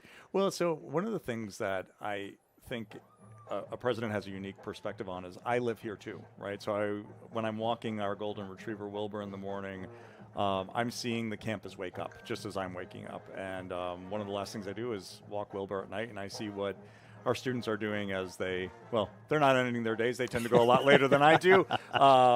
But it's given me an opportunity to really see how the campus breathes. You know, I get a chance to see the rhythm of it, and I hope that makes me a better president in service to the place. But each time they walk out of their residence halls, early on, it was almost like, oh, you're here. And it's like, I live here too. Right, yeah. I can tell you, as an alum here, graduated 40 years ago, the excitement about your early term here is really great. I think folks that seems like it's been a great fit. Hopefully, you and your husband Peter have enjoyed time on campus, and just really the momentum with it. Just just the fact that we're in the overalls today. Folks, we'll get a picture of this, but just all in at this point in time. I've never been so grateful that this is a radio interview in my life. Right. Yeah. Well, thank you. Dr. Hill, we appreciate your time. Thank you for your time. So much. Thanks for having me. I think we're going to try to get you on again for the Hampden-Sydney basketball game, which is also tradition for us. But I know it's a busy day for you, so we'll let you go. But we really appreciate your time today. That's awesome, and go Jackets. Thank you, sir. Thank you. We're going to take a 3-minute commercial break. We'll be back after the 3 minutes to resume our football game. Yellow Jackets lead at the half, 21-0.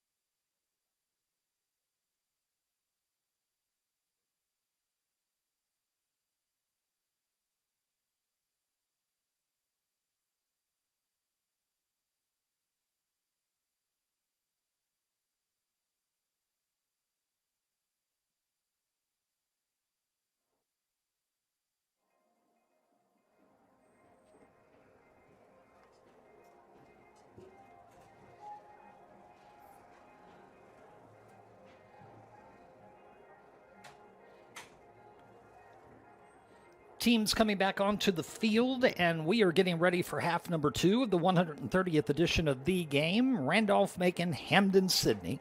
And another quick thank you to Dr. Michael Hill. Teams back out on the field, and we're getting set for the second half of the 130th edition of The Game.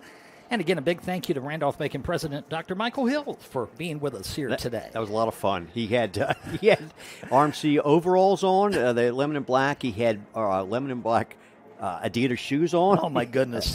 He was all in. I got a picture taken with him. I'm going to ask for Beth for a copy of that before it's all over. But excellent. He has been just amazing, hit the ground running here, and been a very good fit for the college, and just also really seems to enjoy the athletic portion of things, and just really nice guy. Great to have him here on campus. No doubt about it. So 21-0, the story that leaps out at us when it comes to looking at the halftime stats here quickly, Marty, the passing game for Hampden-Sydney, 7 of 18 for 61 yards. Yeah. Considering the just the gaudy numbers that this offense has turned out and how many times they've scored 40 or more. And one of their 2 losses last week, they had 42 points on the board, but they just have not been able to answer what the Yellow Jacket defense has presented them. And I think in both of their losses within the conference, they lost to Washington Lee and Shenandoah. They gave up 40 points, at least 40 points in both of those ball games. So it wasn't the fact their offense wasn't able to produce; it's just their defense wasn't able to get a stop. And so far, the Yellow Jacket defense. The Yellow Jacket offense, really 33 total plays for 220 yards. Randolph-Macon has already run for 182 yards on the ground. So really the passing game for them, 3 or 5 for Cassiola for 38 yards. And we know that the Yellow Jackets can throw the ball, but in this scenario where if you don't have to throw the ball and you can just run it, it makes a big difference. But it's going to be interesting to see if the Tigers can find a way to change up. They made some changes defensively, trying to take away that middle run that the Yellow Jackets were just pounding it right down the middle. They made some adjustments. Jackets adjust themselves and work a little bit more to the outside. But can the Tiger defense get some stops? Yeah. And then ultimately can Carter Cito begin to put together some drives? They got a decent drive to end the half, but then it got stopped on 4th down. And eventually the pressure the Yellow Jacket front 4 can get on Cito causes their drives to break down. If you look at the box score, the scoring plays, Marty, it looks pretty dry. Yeah. As if we're sitting here watching a Latin professor give a lesson or a speech or something. Cassiola with 3 touchdown runs of 3 yards, 7 yards, and 1 yard. But you got to know what happened in each drive prior to that to get him in a position to hit pay dirt. And a lot of that goes to Mitchell Johnson and to Cameron Chapman. Yeah, when you look at that, their rushing yards, Cameron Chapman 10 carries for 63 yards. 62 yards. And Mitchell Johnson, 6 carries for 54 yards. One of Cameron Chapman has a long of 34. Mitchell Johnson a long of 21. Cassiola has a long of 17 himself. And I think, and we've talked about all year long, Rob, a very talented group of running backs that are back there. And then you also have a very athletic quarterback that can also run the ball. And they're all coming in fresh. The way the schedule was set up, you had some opponents that they weren't really going to play a full game against. Right. So they're injury-free, fresh, and playing behind an offensive line that has really come together and really become a force. No doubt about it. That line has come a long way from opening night back on September the 5th. Jordanets has it teed up and ready, and we are set for second half action with the voice of the Yellow Jackets, Marty Wilson.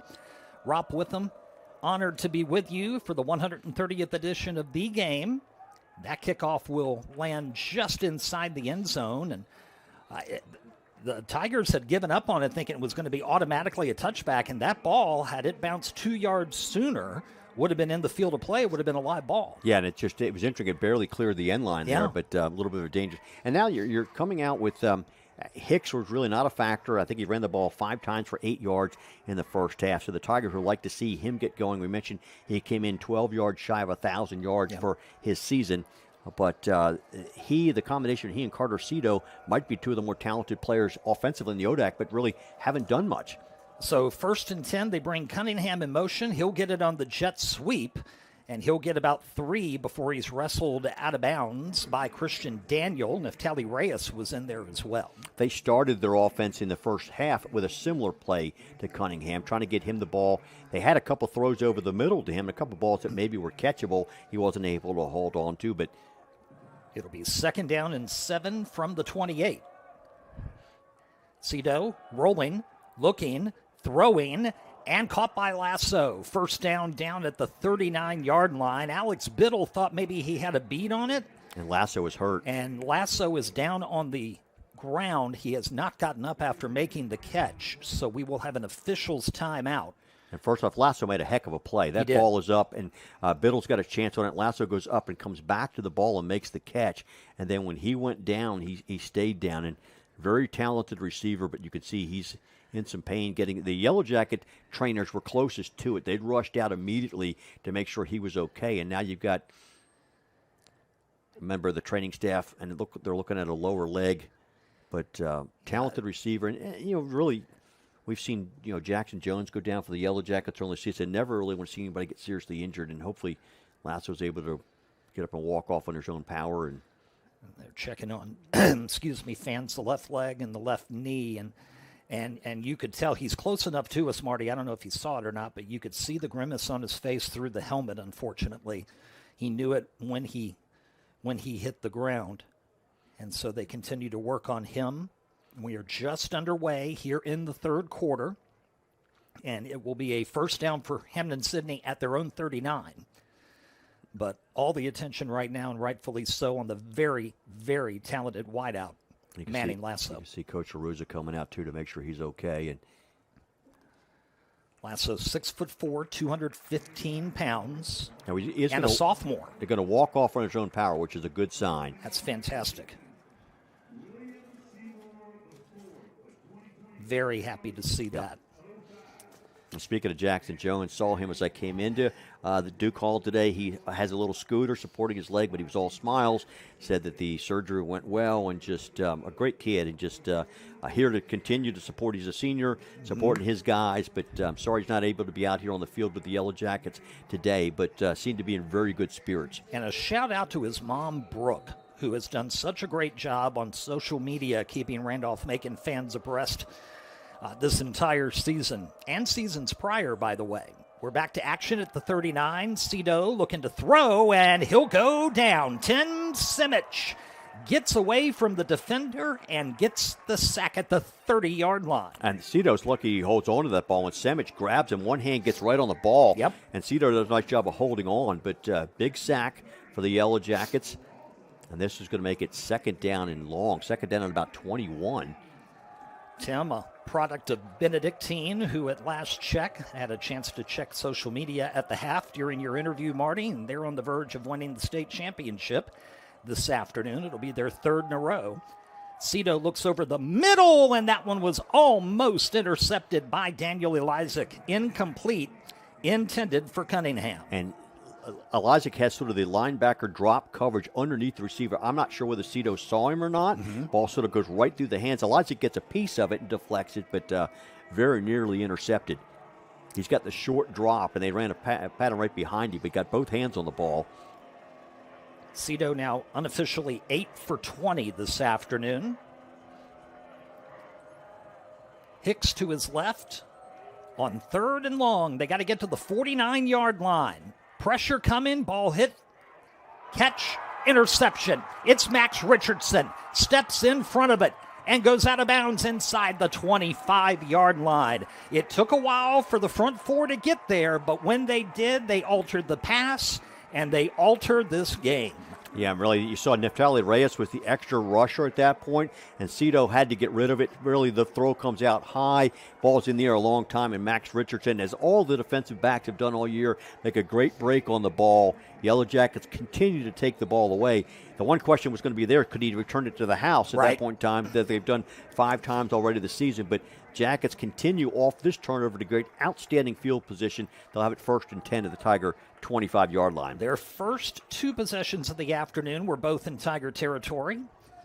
After a long kickoff return by Ross and off of a turnover. This one also off of a turnover. They give it to Ross on the jet sweep. He cuts it up inside the 20 and will be close to first down yardage at the 15. So give the Patrick Henry product 10 yards and a first down. And he's explosive. We've seen him from his kick returns and his punt returns all season long. A young man that you try to find ways to get the ball in his hands because he's capable of making it a big play every time he touches it. So you're going to get him. We saw him line up in the backfield. That time he's with a jet sweep. But Coach Arruza's very creative in trying to get the ball in his hands. It'll be Kadri and Jason Moore here to the near side. Double tight end set. First down, offset I formation, 15-yard line. Mitchell Johnson gets the call. Up the middle, is able to get a couple of yards and then pushed back. Robert Clark helping on the push, and it'll be second down. Let's see, they give him 2 to the 13.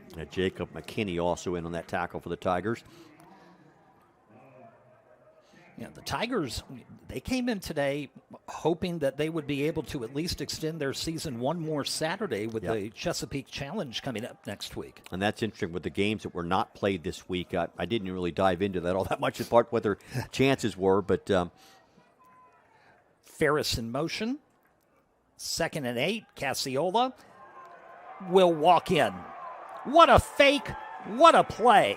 Touchdown, Randolph-Macon Yellow Jackets. The entire Western world went for Mitchell Johnson, and Dante Cassiola had all day to run. And that's when you trust your quarterback to sort of make a read, and that defensive end from the opposite side crashes in on that. And as well as you mentioned, the entire defense flowing to the right. Once he tucked that ball, went to the outside, he takes 2 steps. He goes, there's nobody near me. No. He could have literally walked that one in. 4th touchdown run of the day for Dante Cassiola. Luther on for the point after try. And it splits the uprights and is good. 28-0, 3 minutes into the third quarter. Well, if you're a Yellow Jacket fan, just can't think of a better way to start the second half. Where Hampden-Sydney with a chance, you go back to like 3 minutes left in the first half, Marty, and if they could have gone back-to-back, suddenly it's 21-14 and a whole new game, but here we are at 28-0. But you're right. You talk about the fact they had an opportunity to go back-to-back, but Yellow Jackets got to stop on 4th down to end one drive. Right. Pressure on the quarterback leads to an interception for the next drive, and now it's the point that the Tigers' offense really has struggled, and we've talked about it over and over and over again about the fact they cannot continue to go 3 and out. Their defense has just been on the field way too long, and taking a look at the time of possession stats, 20 minutes and 5 seconds for Randolph-Macon, 12:54 for the Tigers. And that's right up Coach Arruza's alley, winning that time of possession. This kick not going to make it to the goal line. Gonzalez at the 6, right side 15, up the middle 20, and then finally brought down at about the 21-yard line. McNichol was in there. And the interesting thing is you've got your starting tailback, Mitchell Johnson.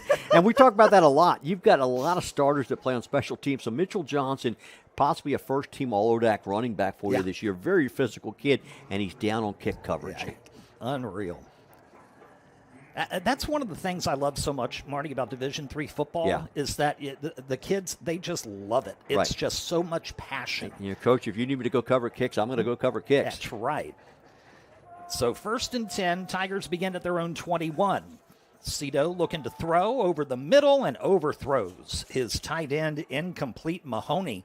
That's dangerous on those overthrows, which if he misses this afternoon so far, Marty, it's been over the head of the receivers, not short. Yes, that was overthrown and just a little bit shy. It sort of came to Quentin Mankin on the bounce. If that stays up a little bit longer, it's another interception. But you wonder whether Cito just is a little rattled as far as the timing of it. He's all alone here. Quick pass out to Hicks is complete. Trying to dance down the sideline. Elizik, 1 of 2, along with Daniel, to knock him out of bounds. But a good gain to make it 3rd and short. And it's tough to get to the outside of the Yellow Jacket defense. They pick up about 6 or 7 yards on that. But ultimately, you've got Detroit Reyes out there covering. You've got the defensive backs out there that way. It's tough to turn the corner against that Yellow Jacket defense on the far side. Christian Daniel also out there with a stop. Manning Lasso still has not returned. They're working on him on the Hampden-Sydney sideline. 3rd down, handoff. This is Hicks. He falls forward, and I think he's going to be a yard shy of the line to gain at the 30-yard line. So now you're down by 4 scores, 4th and 1 at your own 30-yard line. And this is where they got in trouble last week. They went for it 4th and 2 at their own 35 against Bridgewater, and ended up being an 11-yard sack against Cito, which led to one of the field goals as part of Bridgewater's comeback. So already rolling the dice 4 minutes into the second half. Tight end in motion, 4th and a yard. They give it to Hicks, and he will get across the 30 to the 32. He needed the 31. Jaron King on the tackle, but a first down on another 4th down conversion, which makes Hampden-Sydney 2 of 4 there this afternoon. And give him credit. That's a gutsy call, and you give it to your all-conference tailback. Fake to Hicks. Pass complete. Down to the 40-yard line, Brandon Watson, Alex Biddle in on the stop. Tyler Henley, who is in for Manning Lasso, makes the catch. And really only throwing that ball about 2 to 3 yards forward, but allowing the receiver, if he can, to try to make a play and break something open. So a gain of 8 to the 40. It'll be second down. 2nd and 2. Cito is going to keep it, get the first down, and get held up at about the 48-yard line. So again, he does a good job of creating an opportunity for himself in the running game, and they approach midfield. And he has been their most effective player when he tucks the ball and runs it. But they've got to complement that some with a passing game, which really hasn't developed here this afternoon. First down near midfield. Hicks, behind one blocker, gets into Randolph-Macon territory and then brought down at the 48 for a gain of 3. I'm surprised he hasn't gone up top more. Well, yeah, and part of it is the fact that they've struggled to protect him, yeah, to give him time to throw. And I think if you were going to do that, maybe do it on some of the earlier downs. When it's been 3rd down and it's been a clear passing situation, the Jackets have brought a 4th or 5th or 6th defender on the blitz, and Cito's not had a whole lot of time. So 2nd down and 7 here. Cito will tuck it and run once again and go down just shy of the first down at the 42. And Elizik makes the tackle, but you can see they brought some pressure up the middle. And the other piece is we saw a couple of occasions where the defensive backs for the Yellow Jackets doing a nice job of covering, right, and really not giving Cito anywhere to go with the ball. So 3rd and a yard at the Yellow Jacket 42. It's Hicks. He'll get the first down across the 40, falling down to the 37-yard line. So Tigers putting a drive together here. 8:30 to go in the 3rd. And again, no huddle. Yeah, it's interesting. They have not huddled all day. Nope. Taking the call from the sideline. Really not changing personnel all that dramatically on the offensive side. Hicks to the right of Cito, who's looking to pass. Got all day to throw.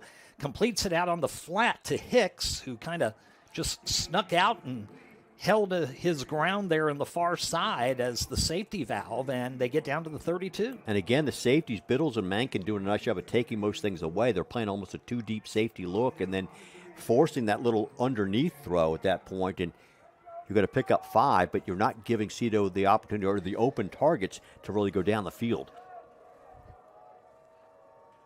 2nd and 5, handoff to Gonzalez. This time, bounces off a would-be tackler and finally brought down. Still a loss of yardage, but it was Max Richardson who had to come up and make the tackle. Couple of missed opportunities there for even a bigger loss for the defense. But Gonzalez, you give him credit, he's running hard at that point in time, but how many hits does he have to take? He stays on his feet, but then ultimately gets knocked down for a loss, and it's going to be 3rd down and about 6.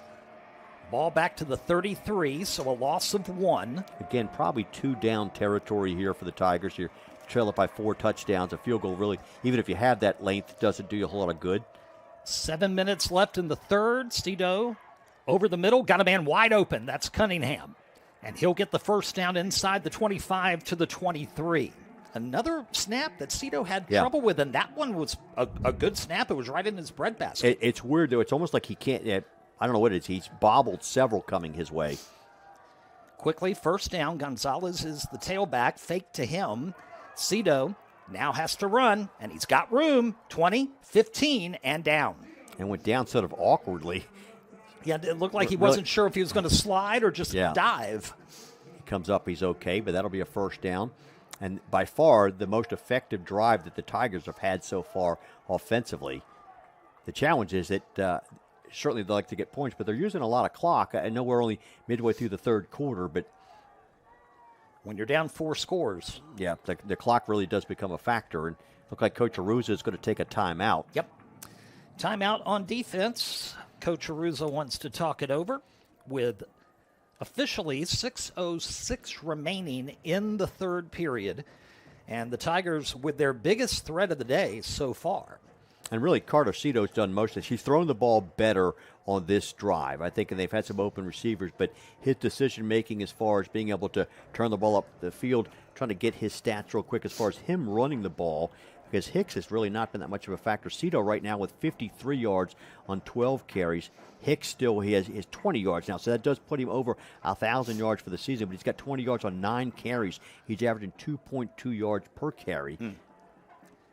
Yellow Jackets overall, looking at the Randolph-Macon now has run 36 plays for 245 yards. Tigers have run 53 plays for 163 yards, but no points on the board at this point in time. Cito, 12 of 26 throwing the ball with an interception. And frankly, you really can't fault him for that interception because it was the rush of the Yellow Jackets that altered his entire maneuver when he went to throw that football and put it in a position to where Max Richardson could go get it. Really had to launch it high. And Hicks is out of the ballgame. It looked like Gonzalez is in as the tailback. From the 13-yard line, Gonzalez is to his left. Gonzalez gets the call, cuts up the middle, gets a couple. He'll go to the 11. That's a gain of 2 to make it 2nd down and 8. Jackets with some changes along the defensive line, bringing back in Gabe Sebede, also number 97, Jaron King. We've seen that all season long, trying to keep those guys up front fresh. You've certainly built a lot of depth along the defensive line. And that's been a big plus as the season has gone on as well. 2nd down. Cito looks into the end zone, and it's incomplete. Oh, my goodness. I know it was a little bit behind Cunningham, but that should have been caught. Yeah, and I think that's one. If you throw it in front of him, you're leading him into the defensive back. So the throw's probably where it should be, but it's a tough adjustment for Cunningham to try to go back and make that catch. Cunningham, a senior. 2 of their 3 big wideouts are seniors this year. They're going to roll it here on 3rd down. Cito looking, pump, fakes, and goes out of bounds. Not sure if he got the 1st down, which is going to be big, as if he did not, this will be 4th down.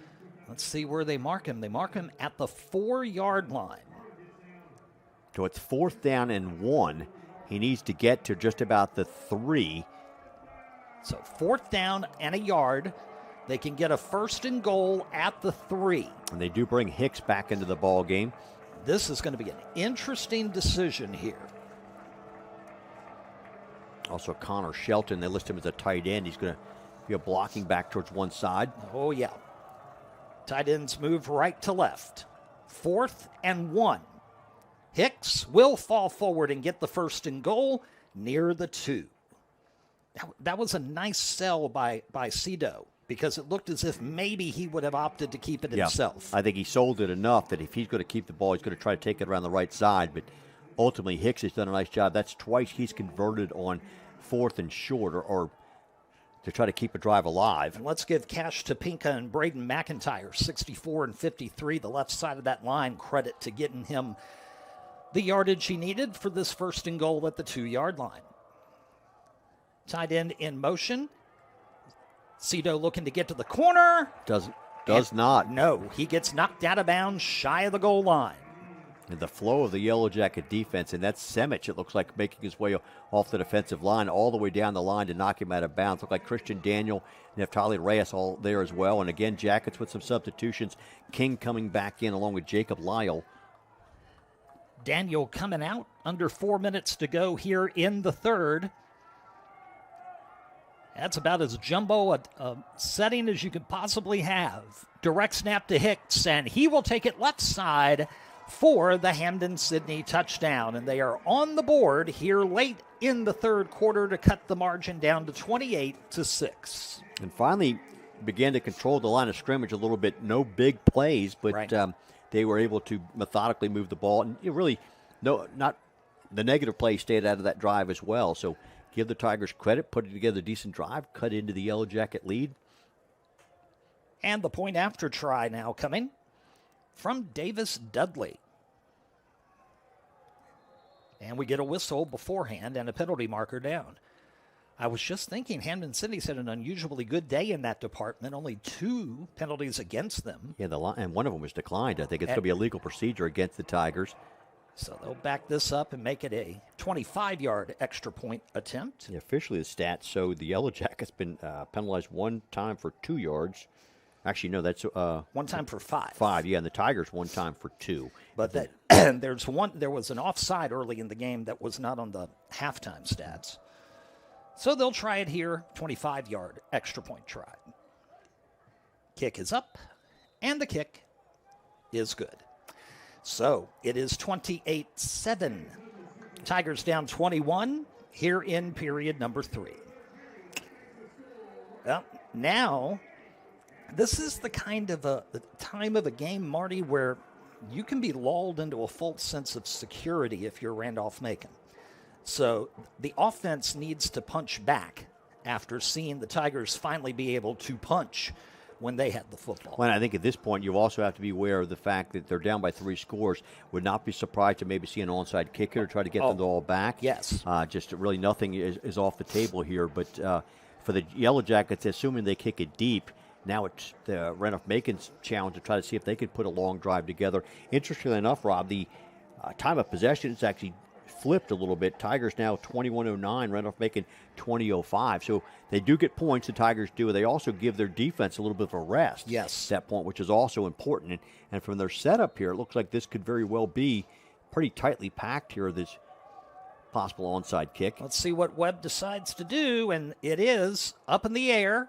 A smart Fair play. catch called for. Beautiful job by Max Richardson to realize, call the fair catch, get the football. Right, and just you've got your hands teams up there, sort of popped it up. It's almost like it's a humpback line drive to the second baseman over there, but Richardson immediately raises the right hand, calls for the fair catch, and so the onside kick does not work, and you give your opponent the ball at your own 46-yard line. You know, if Max can do that with a smaller ball and with a glove on his hand, I saw Coach Hedrick walking in this morning, you know. 1st and 10 for Cassiola and company. Dante's gone the whole way here this afternoon. At the Tiger 46. Fake. Pass. Kadri. Complete. To the 30-yard line. Still on his feet. Still not down. And finally called down at the 27 after a gain of 19 yards. And, Rob, you've shown the run, and then they continue to walk defenders up to the line of scrimmage. And you've got single coverage out there on a pretty good receiver. And, again, a very good throw from Dante Cassiola. He has not had to throw the ball all that often today, but when he has, he's been right on the mark. It's done well, no doubt. Lloyd checks out. And that's Coach Aruza giving him a little, I think there may be a misunderstanding as far as personnel call there, but they still have 14 seconds on the play clock. 1st and 10 at the Tiger 27. Cassiola gives it to Chapman. He's got Deaver in front, turns the corner to the 15, to the 10, and then finally knocked out of bounds. It should be almost 1st and goal. And it's down to the 11. And really interesting. Chop Deaver, so athletic, pulling from his center position. And you're right, you see him leading the way, and he just sort of erases a defender over there. You could see just in his path, and it gives Cameron Chapman the ability to get to the corner and turn it upfield. If I saw 6'2", 296 pounds coming after me, I would just sidestep and go after you, sir. And he's mobile. I mean, just really athletic. Amazing. So they can get a 1st and goal at the 1. Chapman gets the call, cuts up the middle, gets to the 5, and spins his way near the 3-yard line before Ladamas makes the tackle. And Ladamas and the Yellow Jackets coming right back on the ball. They say at the 4-yard line officially. Quick handoff. Chapman again, weaving through traffic and into the end zone. Cameron Chapman. Touchdown, Randolph-Macon Yellow Jackets. We said punch back. They punch out. It's 34-7. And, Rob, that starts with you take a chance on the onside kick. It doesn't work. And you give an offensive that you haven't been able to stop all day another short field. Yep. And the Yellow Jackets know exactly what to do with it, put quick points on the board. And it's Trevor Luther in for the extra point try.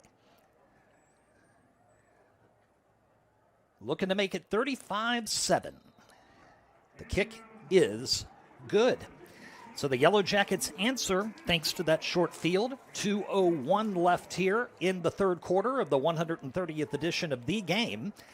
And while we have a quick second, Marty, you're not done after this afternoon's game is over, are you? No, it's interesting. I guess it's the second time, Rob, in my career that I've actually called a football game and a basketball game on the same day.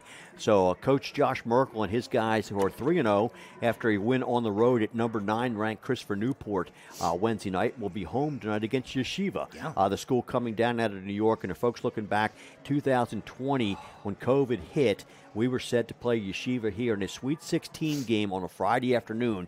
We were 28-2. They were 29-1, and that game never materialized due to the pandemic. But the Maccabees coming to town. That's a 8:15 tip tonight, so I'll have a chance to get some food and some rest, and then be right back at it with Andrew Price, my broadcast partner for basketball. I will be very happy to make the tag and bring Mr. Price into the action. From the 3, Gonzalez gets near the 20 and then held up there. Guess who? Mitchell Johnson.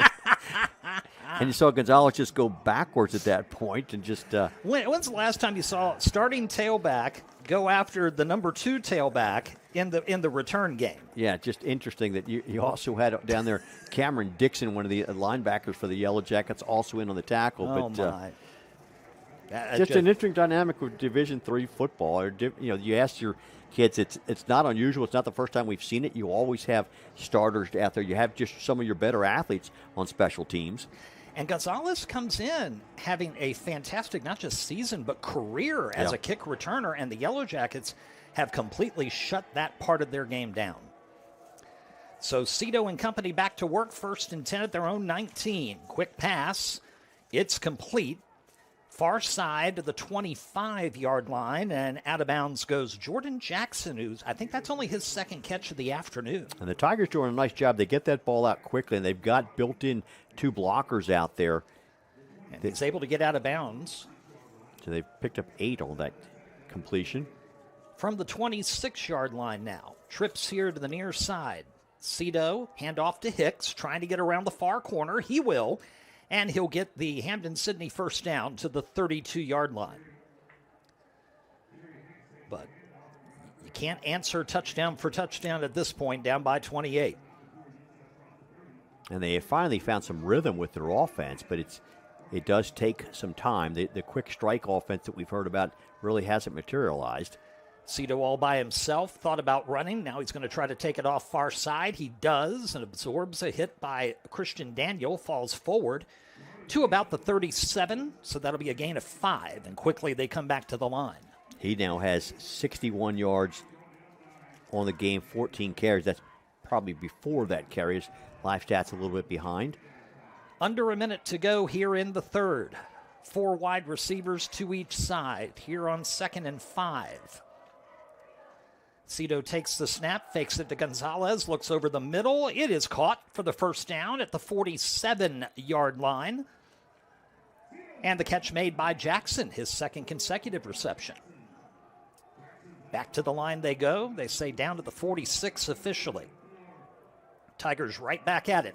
First down. Cito looking, got all day. Throw, catch.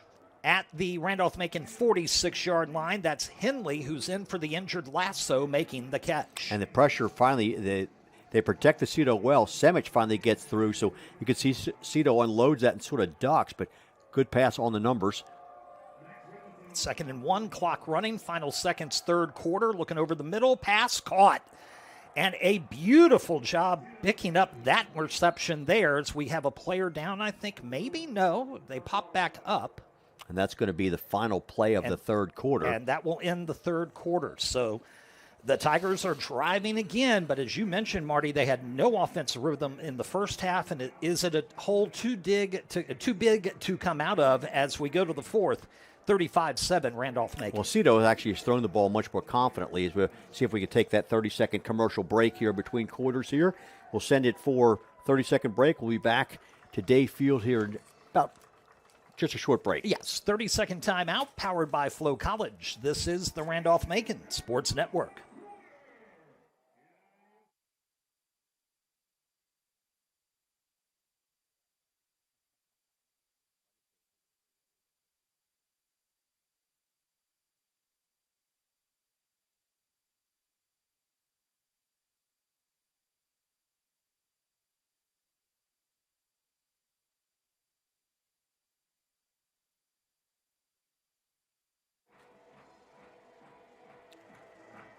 we start the fourth quarter of the 130th edition of The Game.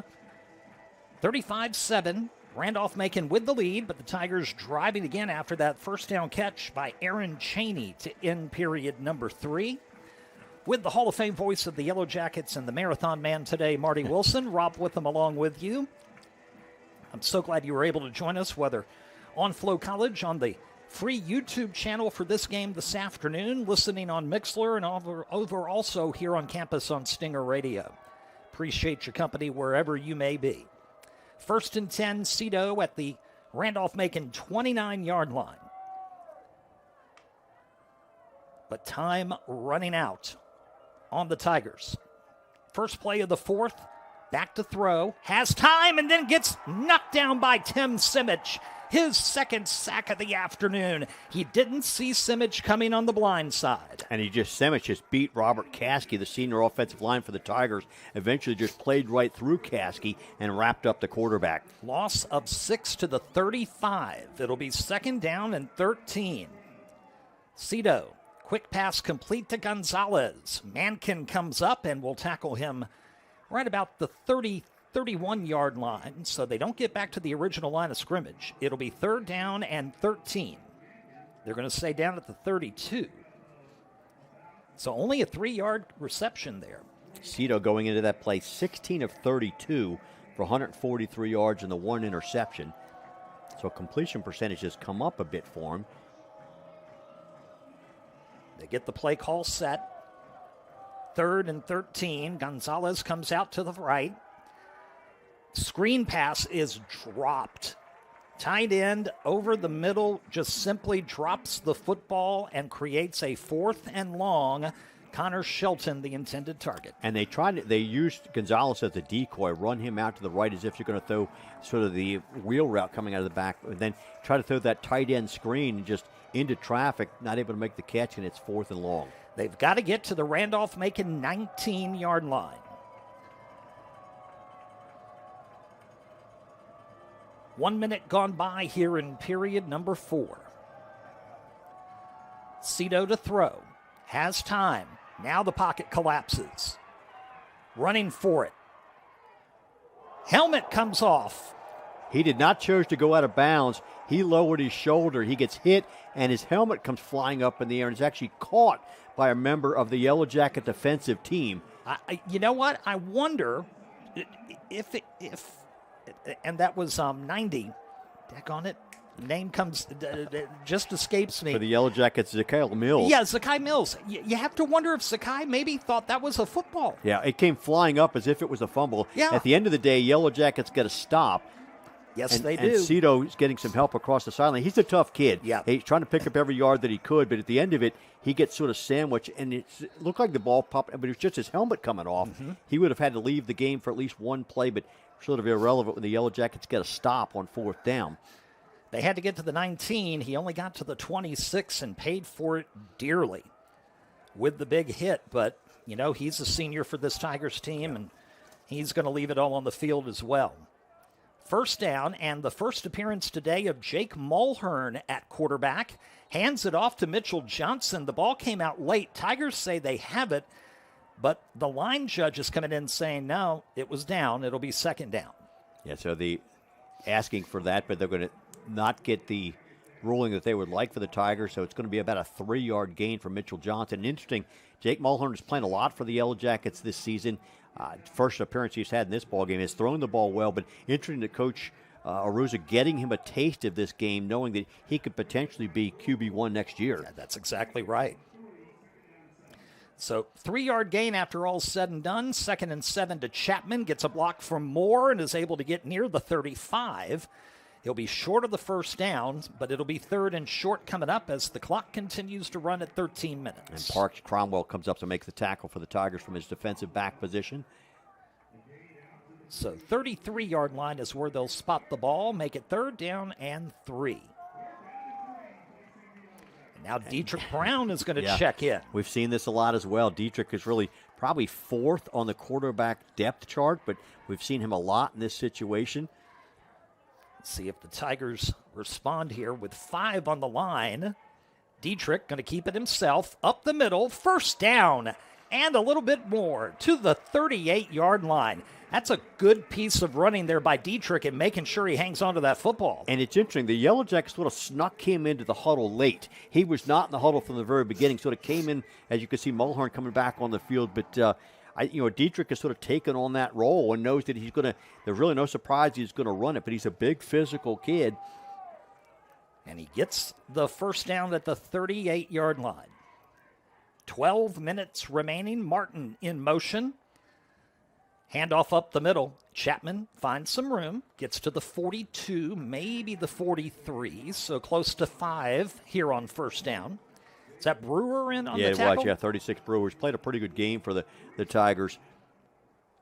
You look at the Tigers too deep, and you see a lot of seniors and a lot of sophomores. Yeah, I guess the sophomores are really the second class of recruits for their new head coach. Right.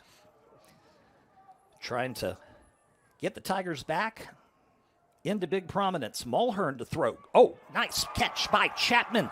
Leaking out of the backfield. Down the sideline and out of bounds. Deep in Tiger territory. They'll mark him down at the 26. And that's a great throw by Jake Mulhern.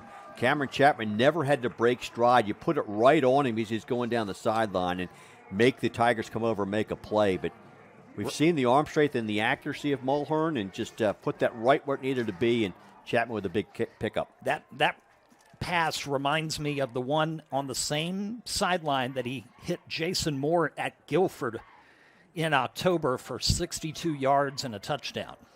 Very similar play. Mitchell Johnson back in. He'll get the carry on first down, lowers the helmet, gets across the 25, down to the 23-yard line as we are at 10 minutes and 40 seconds left. And Yellow Jackets doing what they need to do here. Obviously, they'd like to finish this off with a score, but taking control of the clock. Taking Johnson out, bringing Chapman back in. And those two guys, they haven't had the number of carries that a lot of guys in the conference are going to have, but it's hard to say that they're not at least top 2 or top 3 as far as running backs in the conference. No doubt. Second down, give it to Chapman. This time, when he tried to cut to the left, great work there from Eddie Allen, 97. Get off his blocker and bring him down back at the 23. And Coach Aruza not happy. You can see, not sure exactly if it's at the official or at one of the Yellow Jackets as far as not getting the play call properly. But Mulhern, meanwhile, over the side, they're going to bring Dietrich Brown back in. So Brown will come in the huddle with the call. Kadri comes in. A substitution for the Tigers. They're coming on very late. Yes, they are. 12 on the play clock. Under 10 it goes. And a timeout. Oh, Coach Aruza very, very unhappy. Got to be a personnel situation here. Yeah, I think so. And just from the standpoint that not understanding, Dietrich Brown came on the field late. I think that him coming on late, and then you could see he replaced one of the tight ends that had to come out of the ball game. But certainly Coach Aruza not happy with the execution of that. Different personnel package, different alignment, and it cost him a timeout. But there's one thing about head coach Pedro Aruza now in his 22nd season. You can't tell that his team is up 35-7 and driving in the fourth quarter against its arch rival. And, Rob, we've seen enough, and Coach Aruza is that same way. He expects them to be able to execute with perfection no matter who's on the field. Yep. We've seen it go to 2 and 3 and 4 deep on the depth chart, but he expects you to know what your job is and come in when the play is called, what the personnel package is going to be. So he doesn't lower his expectations in a situation like this or with no matter who's on the field. But so Dietrich Brown's going to come. They're going to spread it. It looks like going to go sort of 3 wide, and the lone back going to be Cameron Chapman. But my guess, this is going to be Dietrich Brown up the middle. Let's see. Excuse me, fans. They'll bring Martin in motion. Third down. Brown gets the snap. Comes around left side. Gets a block inside the 20 to the 15-yard line, close to the 15, and that'll be enough for a first down. And that time they rolled him out behind a couple of the big linemen there. And just if you watch the Yellow Jackets play, their linemen, and Coach Aruza loves guys that can run, but you've got that time Christian Levy out in front is one of the blocking backs. And one of the guys who's been an anchor all year long has been Miles Bridges up there as well. And just you get those guys out in space, and they're leading the way.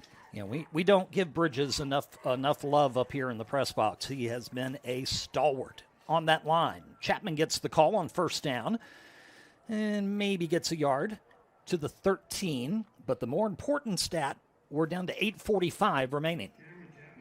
And looks like the Yellow Jackets will change up their running back, bring Mitchell Johnson back in. And it looked like Dietrich Brown may be coming back in as well, as he's standing next to Coach Arusa, possibly with a play call, and it will be Brown. Yep, here comes Dietrich.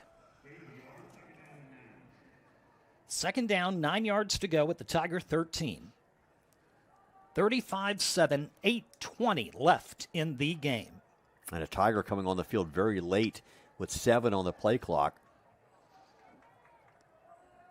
Need to snap it quickly. Down to 1. And we're going to get a timeout called here? Yes. Coach Arusa is calling time, but he's also saying to the line judge, wait a minute. They can't wait that long to make a substitution, can they? I think at that point, it's up to the Yellow Jackets to continue to monitor the play clock and snap the ball. Right. Because it's going to be to your advantage if they bring somebody on that late. He's probably not going to be set and in the right position. So just snap it and make him, if he's not on the field, if he's just jogging on. We saw, potentially get called for having too many men on the field if his replacement hasn't left the field as well. But Jackets used their second timeout. Third timeout, it looks like, according to the scoreboard. No timeouts left. Yeah, I think they're out of timeouts.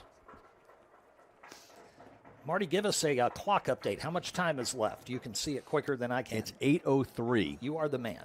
Thank you so much. So the final timeout taken. Second down and 9 at the 13-yard line, and it's still Brown at quarterback. And the same guy that the Tigers ran on a moment ago, they just ran off. Brown takes the snap. He'll take it around left side, and he'll hit the pylon. Touchdown, Randolph-Macon Yellow Jackets. And Landon Ferris with an outstanding block just took the cornerback out there, just cleared him out. Just wide open running lane for Dietrich Brown into the end zone. Your tight end throws an outstanding block to clear that path for Dietrich Brown. The exact same play call that they used to get themselves into the red zone a couple of moments ago. Send him down to the left and get the blockers. There is a flag on the play here, Rob. It looks like standing right there as the official's conferring. All right, let's see. Late penalty flag. I'm almost positive it's after the play. Let's hear the official. And they're coming over to Coach Arusa. I think we have a personal foul situation against the Tigers.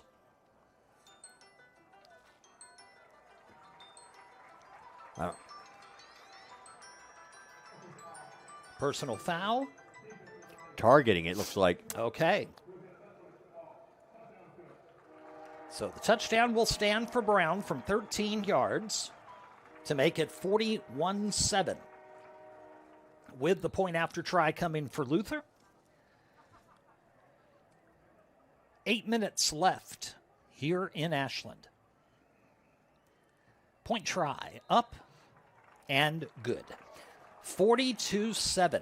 The Yellow Jackets have held Hampden-Sydney to 17 points or less in the last 6 editions of this storied rivalry, and they are on the verge of making it 7 in a row.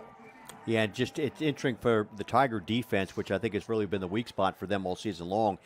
This should go down as their third conference loss, and in all 3 conference losses, they've given up more than 40 points. Yes. At that point. So the offense is great. You're 504 yards a game. You're 7th in the country in total offense. But when it comes to being able to stop somebody, they've had some struggles with that. And I think that they've gotten a little bit more energy offensively here in the second half. But at the end of the day, if you line up and the other guy can just run it right at you and you can't stop him, you're not going to win too many football games.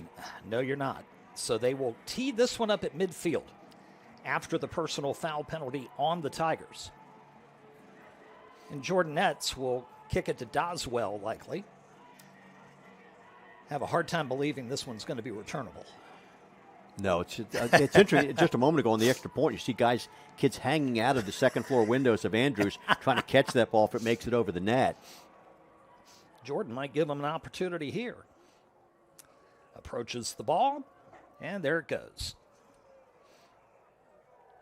Did it go through the uprights? It may have. I saw it land at the bottom of the fence back there.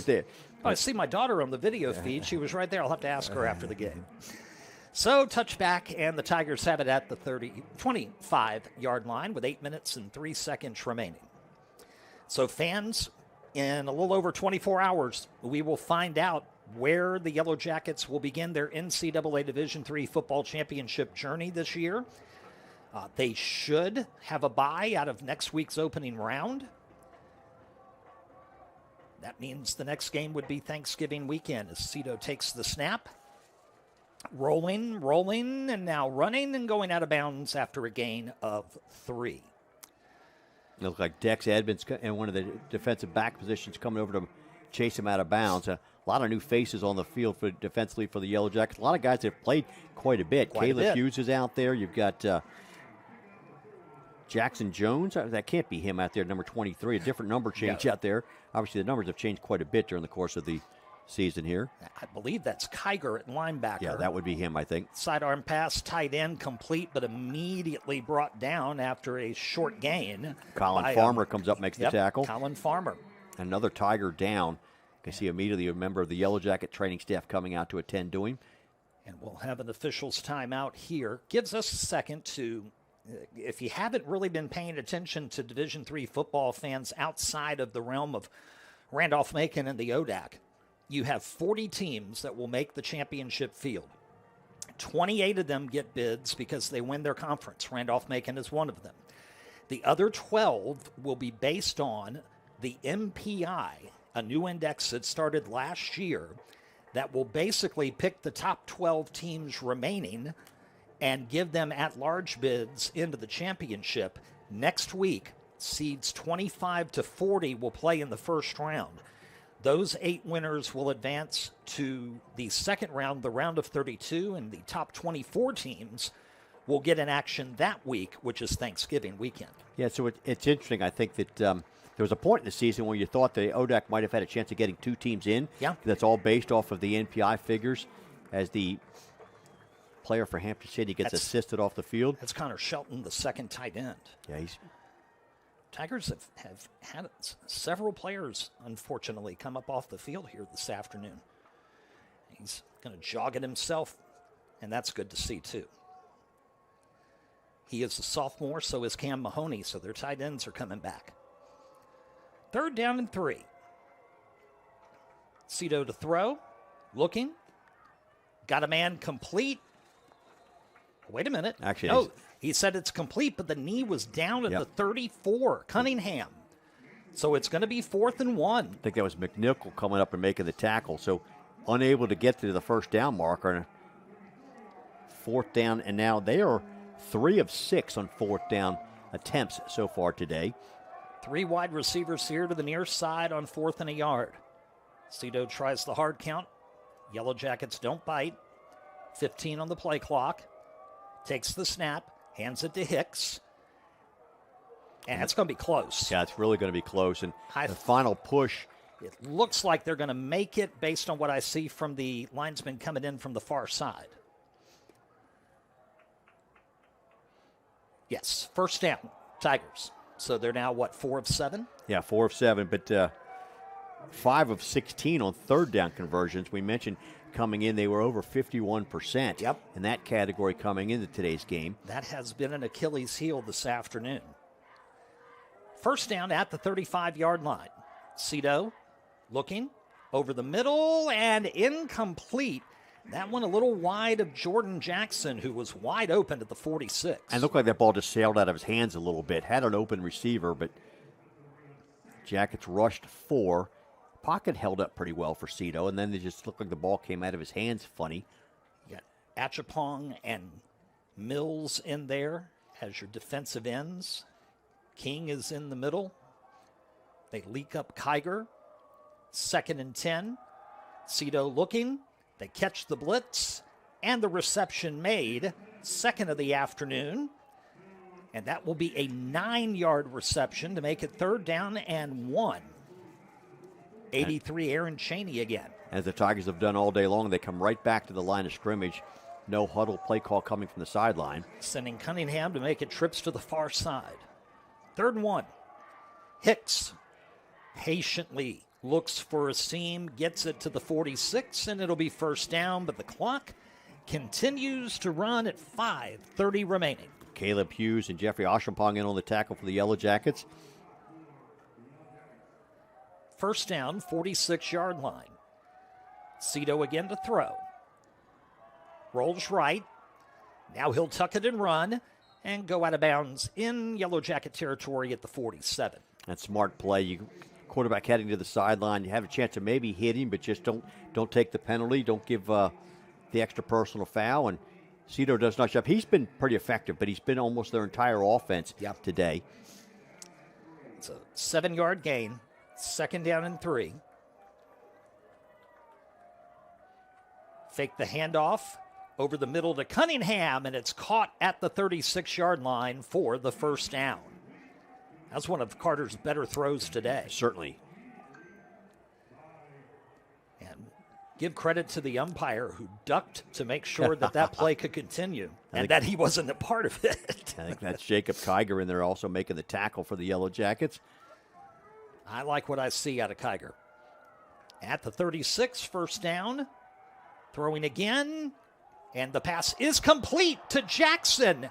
And he's able to race it in for 6. Touchdown for Hampden-Sydney to make it 42-13. Trying to see there, that was Colin Farmer. And hopefully Colin is okay. He was not able to make the tackle. Jackson was able to get away from him and then roll into the end zone. And Colin came up a little gimpy, so hopefully he is all right. Point after try coming here to make it 42-14. The kick is away, and it is good. So 42-14 with 4 minutes and 17 seconds left here in Ashland. I noticed that the halftime stats say our attendance today is 6,643. I guess I will believe them, but it took longer than usual to get here this morning, and I get here 2 hours before kickoff. Yeah. Well, I don't know how they count that. There's a lot of folks in the tailgating area behind us, and just that never. They just, for all we know, they're watching us on YouTube. Right? Yeah. 42-14. Yellow Jackets on their way to their 33rd straight ODAC win. And who would have thought you were here 12 years ago when the Tigers made a late stop, won 28-26. That's the last time that they have won this game. We talked a lot about when Coach Aruza first got here that he had to fight his way back into this rivalry. Yeah. That really the Tigers had the upper hand, and Coach Aruza's built a heck of a program here, and really now that the tide has turned and the Yellow Jackets have dominated this series. Here's Grayson Ross breaking open another one, and he'll get near midfield down to the 47-yard line. Oh, Marty, he's teasing you big time. Yeah, all year long. I've got the stats in pocket here as far as the last time that we actually returned a kick for a touchdown, but just he's dangerous. I mean, I think the fact that you continue to kick to him and just eventually he's going to break one. So Ross to the 47. That was, I believe, about a 37-yard return. And it'll be 1st and 10. Yellow Jackets at their 47. As we wind down the 130th edition of the game. Mulhern, the quarterback. Handoff. And into Tiger territory. As we see our 3rd tailback of the afternoon, Tristan Overbay gets the carry. Really haven't seen much of him. He got playing time in the Bridgewater game, the first time we saw him, but very talented, sort of almost a hybrid between Cameron Chapman and Mitchell Johnson. And versatile in the fact that he's lined up many times in a couple of games this year at tight end. Yeah. So, coach moving around the chess pieces. 2nd down and 4. Mulhern back to Overby. Behind Chop Deaver. Caught from behind, but still is able to fall forward for 3 to the 46-yard line. Overbay's helmet came off. He'll come out. We are at 3:28 remaining. And the Yellow Jackets, Rob, knocking on the door of 300 yards on the ground against the Tigers. Prior to that play, it was showing 277. Randolph-Macon at this point has run 50 plays for 365 yards. Tigers 79 plays for 270. Randolph-Macon has only had to throw the ball 7 times all day, 5 of 7. Brown into the game here on third down. He'll get the call, go behind Deaver, and sneak up the middle for what should be a Yellow Jacket first down. And maybe one more first down, as we've got the 2-minute timeout coming up shortly. Yeah, Tigers do have 3 timeouts. Not sure how or if they'll choose to use them. I would be shocked if they did. But you never know. Mulhern back in, first down. Overbay, your tailback to the left. Tristan, up the middle. Got some help from a tight end. Gets across the 40 to the 39-yard line. That'll be a gain of 4 yards. And just again, playing behind that big offensive line, it's Eddie Allen makes the tackle for the Tigers. Called his name quite a few times today. But Yellow Jacket, the faces along that offensive line change, or the running backs in there change, but the straight-ahead approach of running the ball really doesn't change. The philosophy that Coach Aruza has put forward, and just really looking to run the ball, and you shorten the game. And if you got an opponent who can't stop the run, it's a pretty good formula. Yeah, it's a winning formula for sure. A lot of people had this one circled since September, wondering if this would be a game for the ODAC championship. It almost was until Bridgewater shocked the conference last week as we hit the 2-minute timeout here. 2 minutes left in the game. But Randolph-Macon has asserted once again that they are head and shoulders above the rest of the Old Dominion Athletic Conference. Yeah, and I think just from a physicality standpoint, it's the biggest thing about it. I think, and we were questioning the beginning of the year the lines. We've really seen excellent offensive and defensive line play the last several years. Some younger guys in the mix this year, but they've grown up right before us, I think, and they've become a much more physical team than they were at the beginning of the year, and I think you're seeing that play out here today. Yeah, Coach has been very, very blunt talking with us throughout this season that he was sorely disappointed in the work of the offensive line last year. I think he's going to rate this 2025 offensive line at least a little bit better as we get penalty markers coming in. That's going to hurt the national average. Yeah, I think so. False start against Randolph-Macon. Aruza prides himself in terms of penalties, in terms of holding on to the football, turnovers, time of possession. And there are teams even at the professional level that they commit 8 to 10 penalties a game and they don't seem to care. Right. Well, I think that it's part of what he preaches day in and day out. It all goes to discipline. As Brown will take the call, that time gets stuck behind a lineman who got pushed pretty good, and it'll be no gain.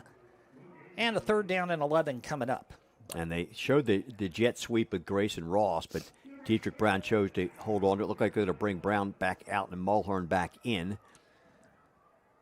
And the Tigers are not using their timeouts.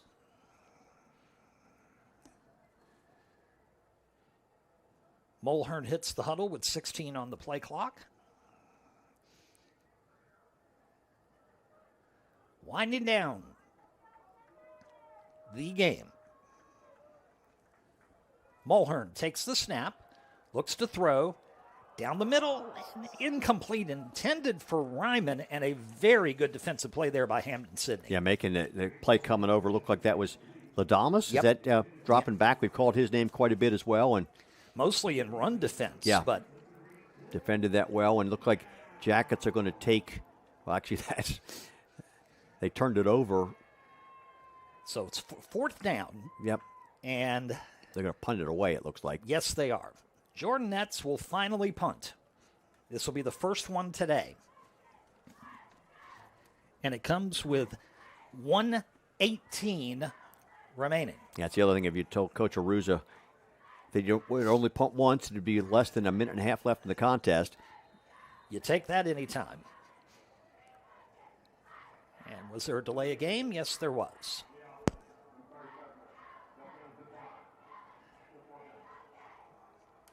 They'll decline the penalty. I'm trying to get live stats to load for us here, Rob, so we can get folks final stats before we sign off.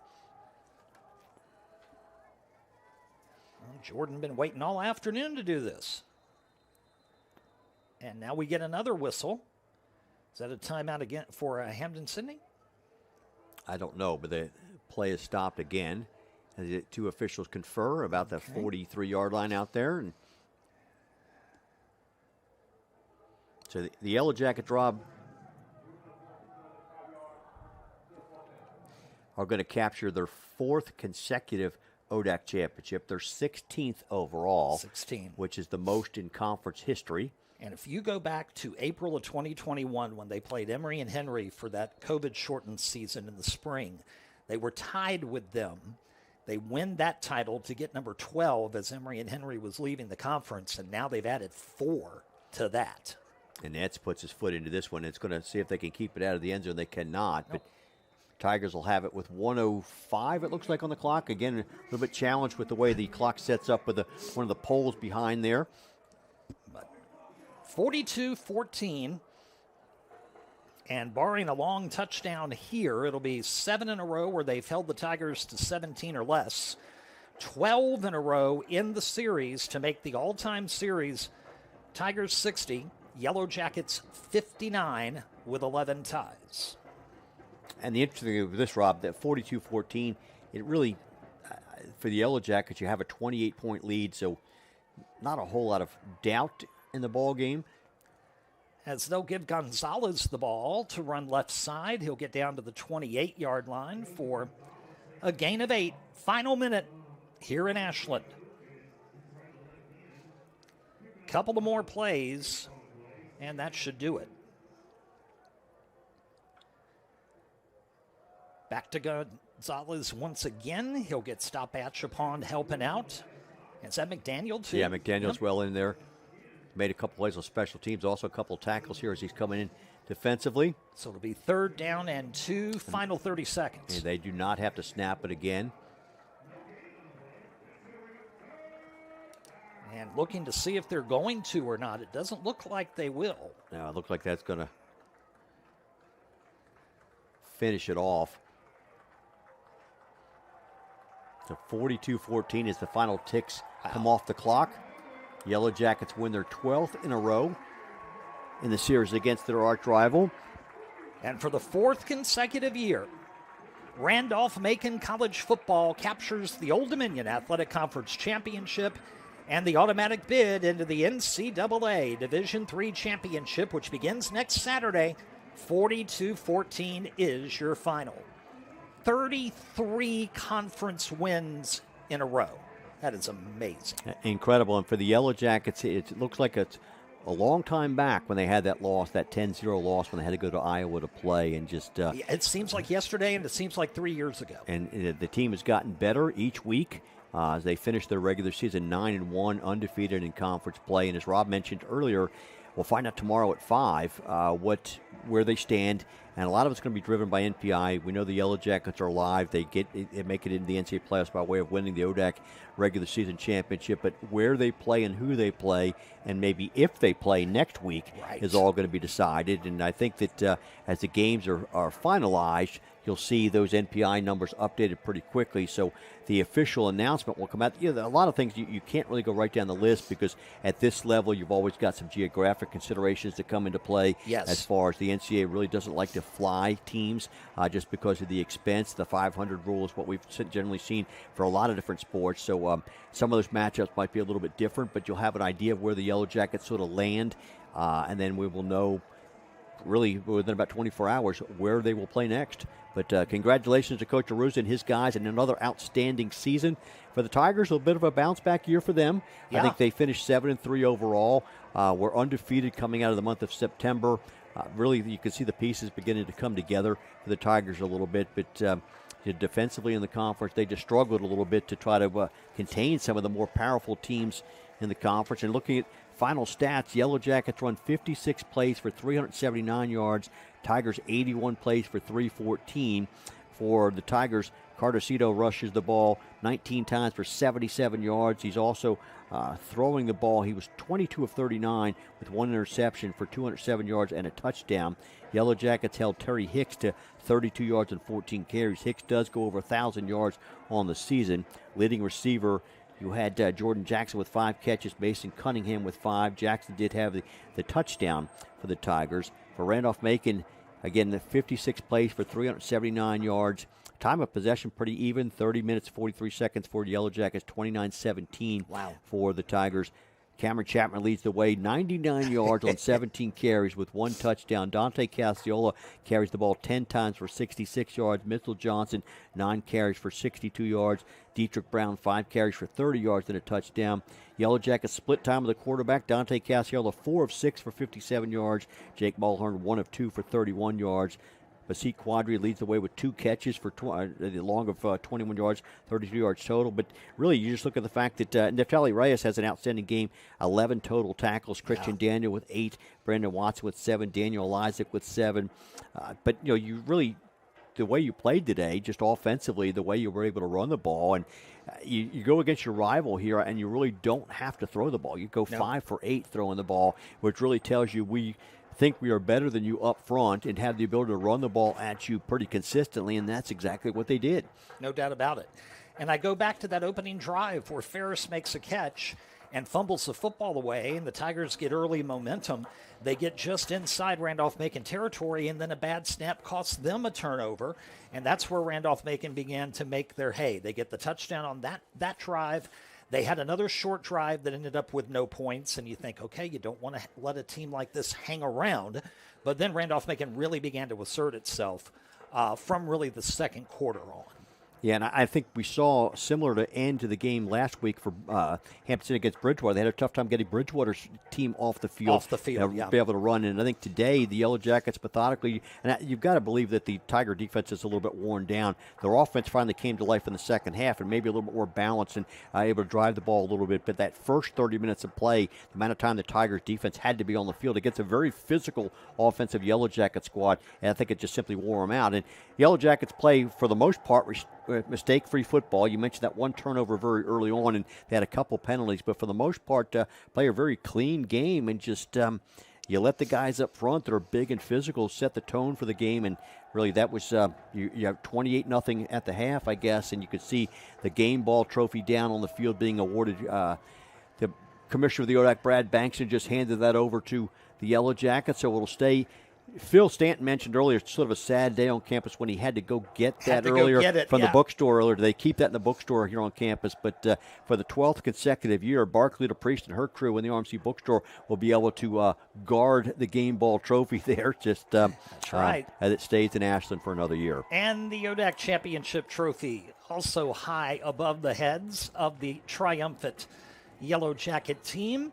It's a sweet feeling when you can have a double trophy Saturday, and the Yellow Jackets, they just what a run. We go back, I take you back to 2016. 2015 was their last losing season, and even at the end of that year, they won the game here. Remember talking to Coach Aruza after the game on the field, and he's like, "This is obviously not the standard here. Right, we're going to get better." And then the next year, they win the conference. They go to the tournament. Yes, they get spanked at Johns Hopkins, but it set the stage for 2 years later when they got back, shocked the world at John Carroll, and ever since it's been really the biggest heyday in the long history of this program. And I think the interesting thing has been that now they've gotten to the point that the expectation is not only that you get in, but that you're good enough and you're confident enough that you're going to win a game and begin to proceed through the playoffs. And made the semifinals 2 years ago, but just Coach Aruza has built an outstanding program here, and going all the way back to Jason Moore's conversation with your interview before the game, it's more than just the play on the field, but what he's done on the field has been spectacular. Yeah. The way he has won. And you mentioned the consecutive number of games that they've won in the ODAC, and just it's a physical style of football. And I think that the other teams in the conference have struggled to match that. And we saw that for a number of years going up against Johns Hopkins. We could tell they were more physical than us. I think that we've built a program that is much more comparable to a lot of the better schools in the country. Right. And I think that it shows out in a game like this today, where you can just line up behind that big offensive line and go, let's run it. And just and that's what you do successfully all day long. 8-0 in the conference, 9-1 overall, 33 in a row in ODAC play, and for the fourth consecutive year they hoist the ODAC championship. More importantly, they get that automatic bid, and we'll find out again tomorrow, 5 p.m. on NCAA.com. We suspect the Yellow Jackets will get a bye out of the opening round next week. The question will be, are they high enough in the MPI to host Thanksgiving weekend, or will they have to hit the road? That'll all be answered in just over 24 hours. And that's going to happen. A lot of it's going to be determined by some of the upsets or whatever might occur across the country. But Yellow Jackets did what they needed to do to put themselves in the best possible position going into tournament play. And just we'll sit back and watch. And I think Coach Aruz is one, he doesn't like bye weeks. Yeah. I think he would, as weird as it sounds, you've earned that bye next week. He'd almost rather play. Yeah. I think at that point, just the rhythm that you get into from a program standpoint, but probably not going to be his decision. But to give him a chance to really give his guys a little bit maybe more of a rest, and anybody who's a little bit dinged up come back, we think, in 2 weeks healthy. And likely we will know if they get out of next week and have a bye, they'll know their opponent on the 29th. Yes. They'll be in that slot in the MPI to where it's not going to matter who wins next week. They're already going to know whether they're going to be here hosting, who they're going to face, and you get a whole 2 weeks. Yeah. I know they have 2 weeks to get ready for you, but you have 2 weeks to get ready for them. That's a good point, just the ability, and I think the talent we have on the coaching staff, what Coach was able to put together, you give him 2 weeks to prepare for somebody, and he will certainly have his guys ready. Well, we got to get Marty ready for 8:15 tips, so we're going to wrap things up here. And just a quick thank you, first off, for President Michael Hill coming in, Dr. Hill coming in for the interview today, his first time with us. Yes. Really, hopefully the folks at home enjoyed that interview, and really the crew here today, the all season long of putting the production together for us. I think that it's been Cam Bates a lot of the year. He's not here today, but Rodman Shook, and then J.D. and Justin and Zach doing a great job and J.J. Nekoloff here on site today from the ODAC office as well. Hopefully the broadcasts have been enjoyable for the folks out there. It's been our honor to bring them to you, and hopefully we described them well. But another successful season of Randolph-Macon football is being played on Day Field. Hopefully we get one more game, but if not, I'd like to thank the folks who have done such a great job for us all season. No doubt about it. And fans, wherever the Yellow Jackets are playing next week or in 2 weeks, we'll be there with them. So watch rmcathletics.com for all the information. For the voice of the Yellow Jackets, Marty Wilson, who'll be back with you tonight at 8 o'clock for the 8:15 tip against Yeshiva, the number 2 ranked men's basketball team in action at Crenshaw. Rob Witham, thanking you so much for being with us. 12 in a row in this storied series. 4 consecutive conference championships. 33 ODAC wins in a row. Randolph-Macon asserts its dominance and wins another conference title. Next up, the NCAA Division III Championship. And until we talk to you again, have a wonderful rest of your weekend, and we bid you a very pleasant good afternoon from Ashland, Virginia.